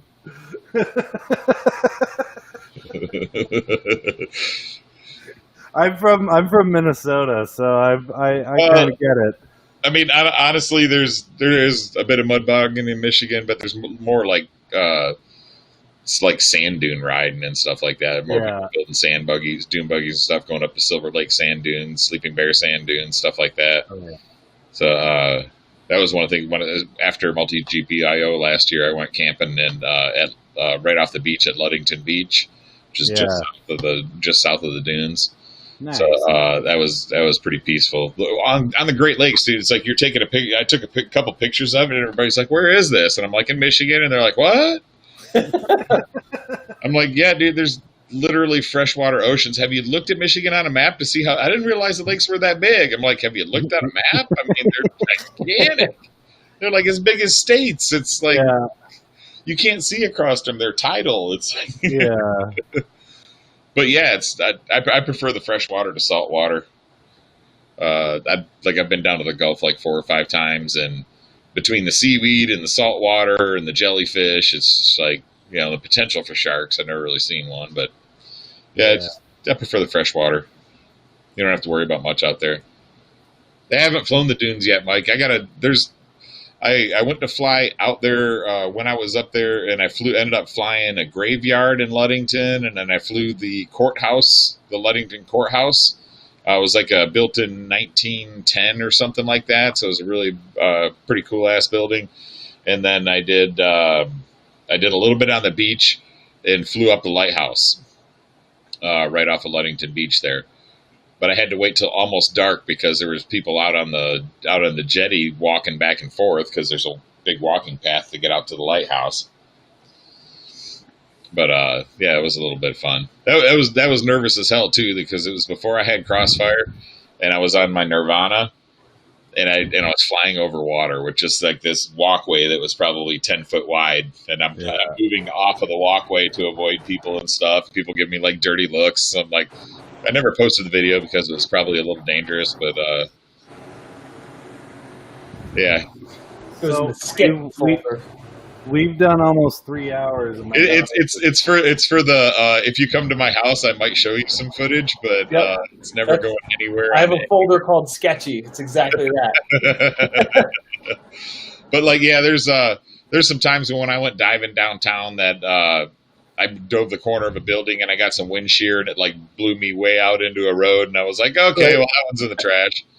We had this the best spot that I was ever able to find in Charleston was this big 80-foot high bridge with these big concrete pillars, and the inbound and outbound sides were separated, by a gap that, like, I mean, it couldn't have been wider than like this. We've got a bridge that's like And that it's down here. 30 feet up. So on two separate occasions, I managed to throw myself up blindly, like as a look. I love doing this thing where I generate a bunch of upward thrust, and then as early as I can, just look straight down, and you just keep traveling upwards. And there's a couple of flights where I go upwards, and it's just like, peekaboo! No. I'm just like, that's traffic. No. We were flying under an underpass at Brushy Creek Park out here by us, and they've got something like that where you've got about 6 feet, maybe 5 feet in between the northbound and the southbound lanes. Yeah. And there was a couple of power loops that went above the road that were definitely left out of the videos. Yeah. Nobody saw that. Nothing happened. Nope. But we're not trying to ruin the hobby today. I know, Angela, right? Are you supposed to be in bed? It happened. Nobody died. Question. Hi, Angelica. Are you supposed to be in bed? Yeah. Yeah. Look right there. That's where that camera is. Right there. Say hi. But I'm not. But I I'm am not. obviously awake, and Winnie the Pooh woke me up, Dad. Yeah, Winnie the Pooh. He's all to blame. Winnie the Pooh. So I think we've hit almost 3 hours, guys. Oh, The is president of China. That's 2.5. Yeah, it is too. Shit, it's 10:30 It's, here. Here, 11:30 there. I'm an endurance streamer, guys. Hey, I don't mind. Did you mean? I had a lot of fun. Did you mean the president of China? Is that what you meant by Winnie the Pooh? Winnie the Pooh. Winnie the Pooh. Winnie the Pooh. Hello. All right. Well, I think Aaron, CIOTTI, and Dalton, thank you guys for joining us. Yeah, buddy. Oh man. guys, We gotta do For it having again. me. Yeah, stop by the Gank Multi Rotors page. We got 10% off. I guess what's today? Today's Monday already, isn't it? Or almost. So the rest of today and all day Monday for Labor Day. Use Labor Day 2020 code. Those faces. Nice. And the Buddy RC is doing the $40. I think it's $40 off the Insta360 Go as well. Oh. So anybody interested? BuddyRC.com. Yeah. All right, boys. Well, enjoy, and thank you all for joining. And congrats to all the winners, Aaron Paul and Travis Hansen. Yes, sir. Thanks for stopping Gosh. by, everybody. Take it easy. Enjoy, all. Thank you. All right. Bye, baby. Say bye-bye. Peace, guys. Sunday, Bye. Sunday, Sunday.